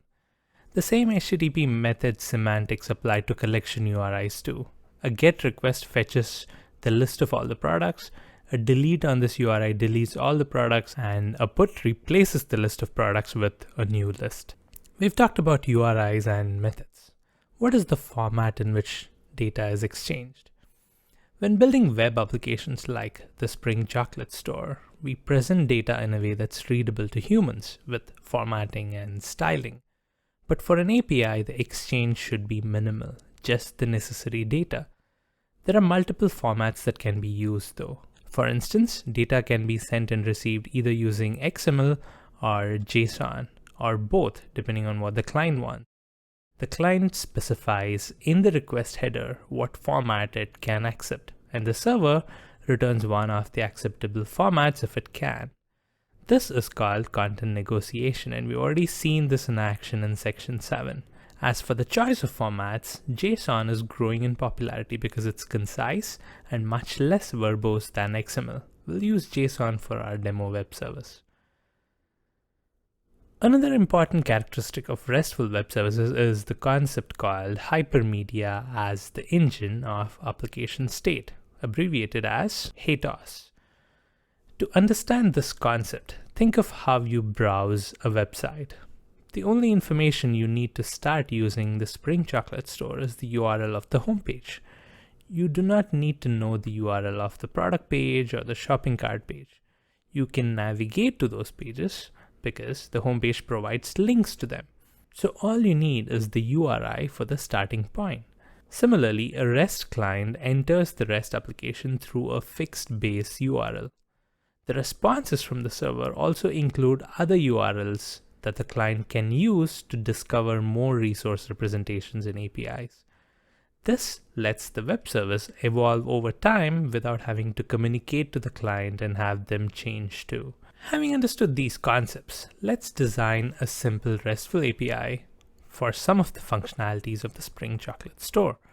We want to enable programmatic access to the product catalog by providing the ability to browse categories and products using REST APIs. We also want to provide a REST API to place an order. Finally, when developing REST web services, there needs to be a way to call and test them. There are several browser plugins for major browsers that act as REST clients. I happen to use the Chrome plugin called Postman in these videos, but you should be able to follow along using any other similar plugin or add-on on a browser of your choice. In this video, you learned an introduction to REST and RESTful web services. You also learned the difference between element and collection URIs. And finally, you learned the advantage of implementing HATOS concepts. In this tutorial, you will implement the Chocolate Store catalog as RESTful APIs. You will provide REST endpoints for category that can be used to browse and get information. In sections 2 and 3, we saw how to display the product catalog information to the user as HTML that they can read in their browsers. When publishing the same information as RESTful web services, there are a few different factors that you need to account for. You need to make sure that the API is RESTful in the sense that it follows the architectural guidelines and constraints that every REST API needs to satisfy. However, we already discussed that REST isn't a standard, so there isn't a right or wrong design, and valid arguments can be made against every design. The best approach to RESTful API design is to be pragmatic, always keeping in mind both the principles of REST as well as the ease of use of the API for the consumers. We will publish all the REST API URLs starting with /API context path. That makes it easy to distinguish a REST API URL from a regular web application URL. Let's start designing the API for viewing a specific category. Like we discussed in the previous video, getting a category is a GET request to the category resource URL /categories/category ID. Create a new controller, category REST controller.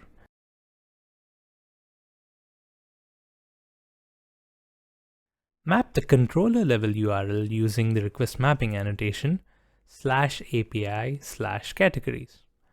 Auto-wire category service to a member variable. Create a method getCategory that accepts an ID as a path parameter and calls the service. Call the findCategory eagerly method since that does an eager fetch of products in the category as well. You have the category instance. What do you do now? Here is where things are different from the typical web application. We've so far set the model and returned a view. We did this because we wanted a JSP to be rendered. But there's no need for a JSP for a REST endpoint since there's no HTML generated.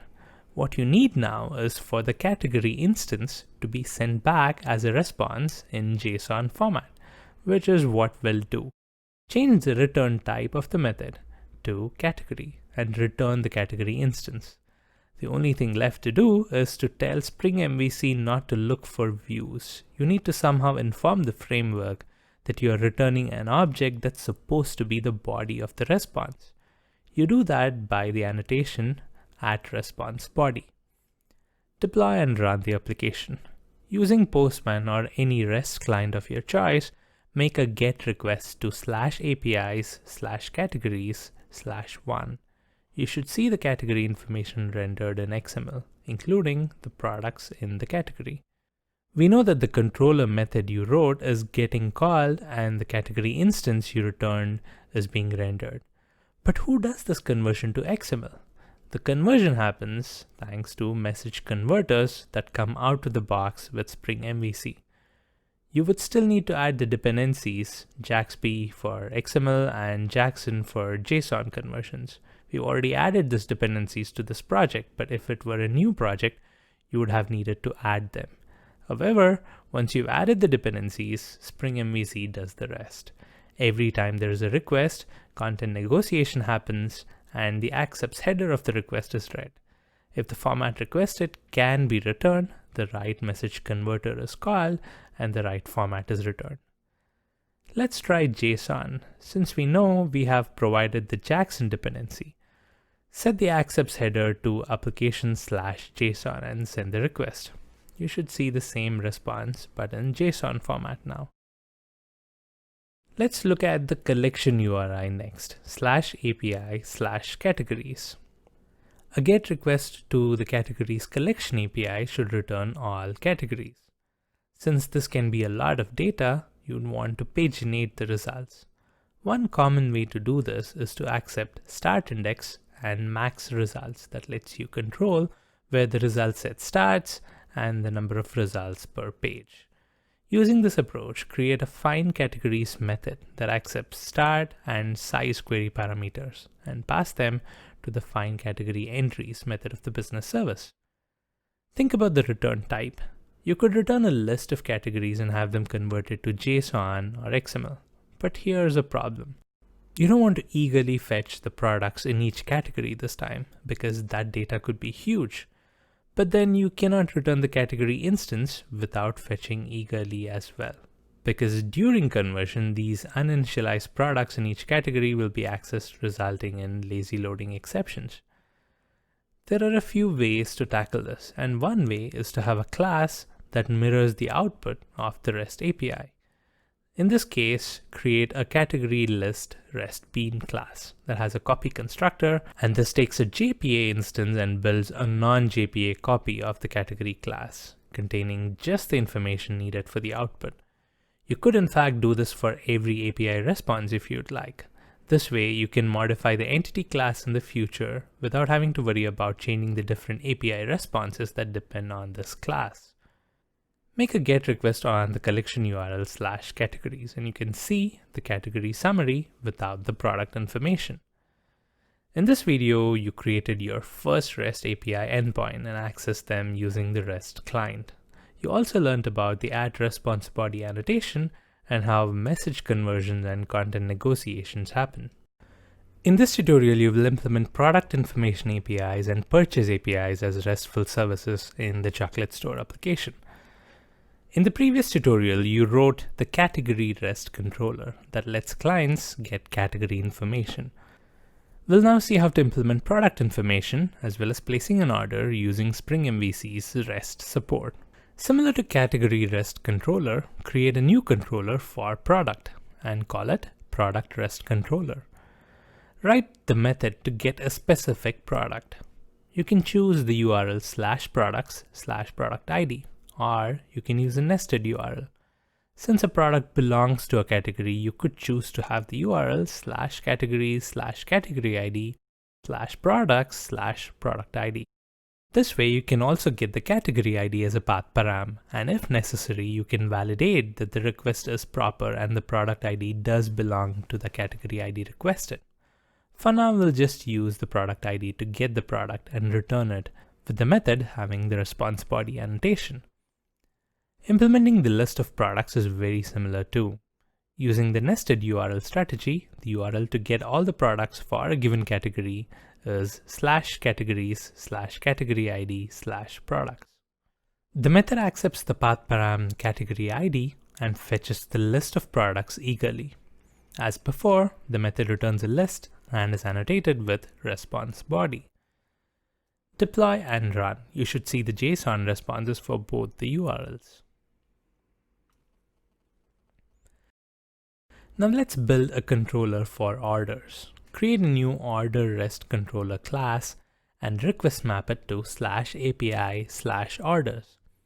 Now, unlike the product and category controllers that were read-only, the order API will be both read and write.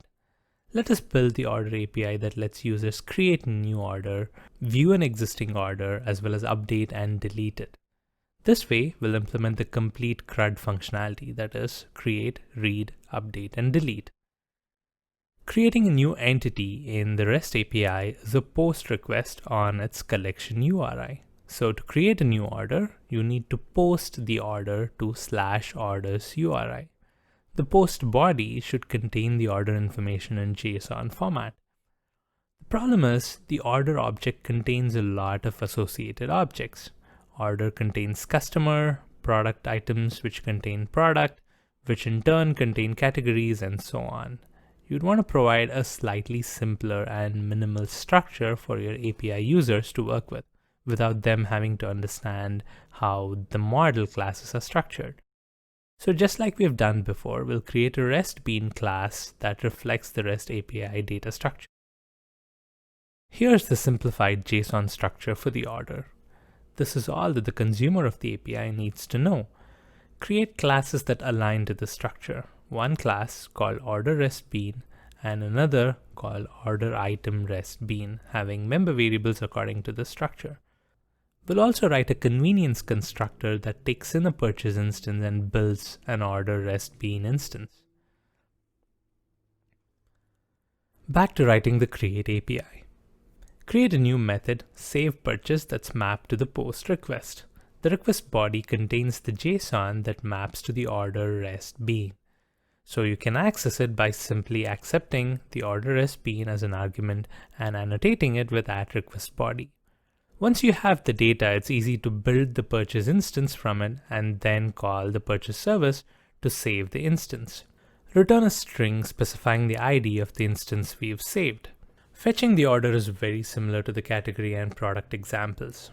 Accept an order ID as a path parameter and fetch the instance. Then, using the constructor for the REST bean class, build an instance of order REST bean and return the instance with the method annotated with response body. Next is update. In REST APIs, updates are commonly done by making a put request on the resource URL. The body of the put request will contain the new data that needs to be saved in place of the current data. Create a new method called updatePurchase that maps to the resource URI, just like get, but this time for the put method. Also this time we'll have both the path param with the ID and the request body with the updated order. Accept both as arguments. Build the purchase object like before and pass it to the update method of the business service. Return the updated state of the resource as response. Finally, we'll implement deleting orders. In REST APIs, deleting a resource is usually supported as a delete request for the resource URI. Create a new method that maps to the resource URI and the HTTP delete method. Use the delete method of the service to perform the delete and return a message. Before we wrap up, let's discuss about the response codes. The HTTP specification defines various HTTP status codes for each response. We have all often seen the response 200 OK. This means that the response is valid and successful. By default, Spring MVC returns the 200 status code. But for certain conditions, the code 200 does not apply and we need to send a valid status code. For example, in case a resource is not found, we need to send the popular 404 error code. Also, when a new resource is created, the status code 201 needs to be sent. The savePurchase API response needs to be 201, not 200, as it creates a new resource. But now it returns the default 200. We specify response codes in Spring MVC by using the @response_status annotation. Annotate the save method with this annotation and provide the value using HTTP status enumeration. That's it. You could use this for other methods to return HTTP status.OK, which is the 200 status, but that's not needed because 200 is the default anyway. Deploy and run. Notice the responses and the status codes show up as expected. In this tutorial, you implemented the order API and provided CRUD operations. You implemented custom API request and response body formats using beans. You also learn how to return specific HTTP status codes for the APIs. In this tutorial, you will implement exception handling for REST APIs. You will also learn about some of the ways you can build RESTful APIs implementing HATOS concepts. The REST APIs do not have error handling yet. If there is any error, we get in response the TC server error page. For REST APIs, it's important that we provide non-HTML payloads as response for both the success and error scenarios. You've already learned about exception handler annotation of Spring MVC to let the framework execute certain methods in case of exceptions. The same annotation can be used to handle exceptions for REST APIs as well. The only difference is that the response from these handler methods will be JSON payloads instead of HTML. Create a new class called MessageRestBean. This will be the class representing the payload of any messages or errors that the API returns. Add two fields, the message and the error code. You can have more details in this class depending on the amount of information you want to send back. Generate getters and setters as well as some handy constructors. Now let's implement exception handling for the product REST controller. Write a new method called handleDatabaseErrors. This method will be mapped to any possible database errors. Add the exception handler annotation with SQL exception and data access exception being two of the possible database exceptions you might encounter. Use the response status annotation to return HTTP 500 status, which is the standard error code for server error. The method itself will return the message payload with the message database error and the response body annotation added to the method. Another method you may want to add to every controller is to handle access of resources that are not available. The best practice is to return the HTTP status 404, not found. Again, you can return a payload with more details about the error that helps the consumer of your API. You can do this in every controller class or globally by extending the handler exception resolver as you've already learned. Our REST APIs are looking good now. One last improvement we'll make to our APIs before we wind up is to implement HATOS concepts. In video 1 of this section, you learned that the idea behind HATOS is to not expect your API clients to know every API URL beforehand, but instead to provide important links along the way in your API response payloads. For example, when a create request for an order is made, we currently send just a message that contains the ID of the order. A better option is to send the URL of the new order resource. This way, the API client doesn't have to know or build the URL themselves. They just get it in the response to create. There are multiple options for sending the URL. You can send the URL simply as a part of the response body. Another common approach is to send the URL in the HTTP header.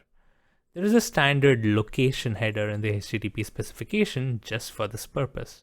We will implement the headers approach for the order API, but note that both these options are valid. Go to the order REST controller class and to the save purchase method. You need to do two additional things here after the order is saved. 1. Get the URL of the new order resource. And 2. Add that URL to the headers before returning the response. Spring provides a class called HTTP headers that you can use for this. Create a local variable of type HTTP headers and initialize it.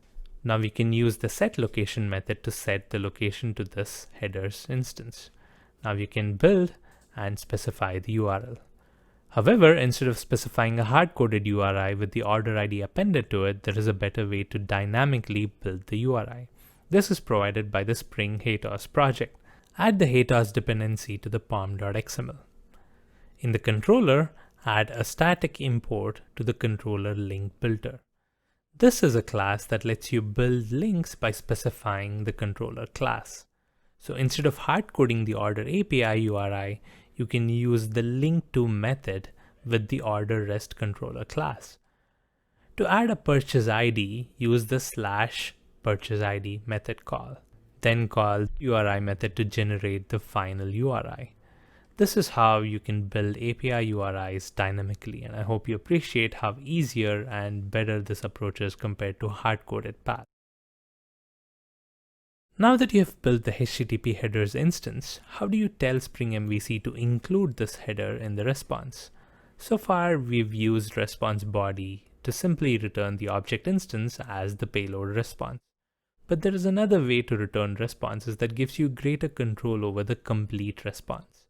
This is using the response entity class. Change the return type to response entity. Notice that this is a generic class. Specify the type string. The generic type of the response entity should be the type of the instance you actually send as a response payload. You were returning a string before, now it's response entity of string. So the return statement should change to return an instance of response entity. Look at the constructors available for this class. There are various combinations of headers, response body, and response status. This should help explain the purpose of response entity. Instead of providing HTTP status using annotations, the response body as a return type, and so on, you can create one instance of response entity, set the HTTP headers, the response body, the HTTP status, and return that instance.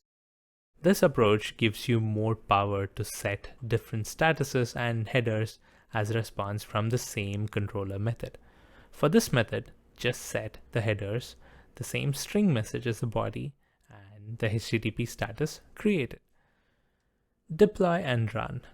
Notice that when a new order is created, the URL of the order is returned as the header location. Let's modify the error handling method using this approach. Change the return type to response entity of message rest bean. There's no need to set any headers here, so just set the message body instance and the HTTP status code. You can implement HATOS for many other APIs, not just for create. Any response payload that links to other resources, for example, could have resource URIs with them.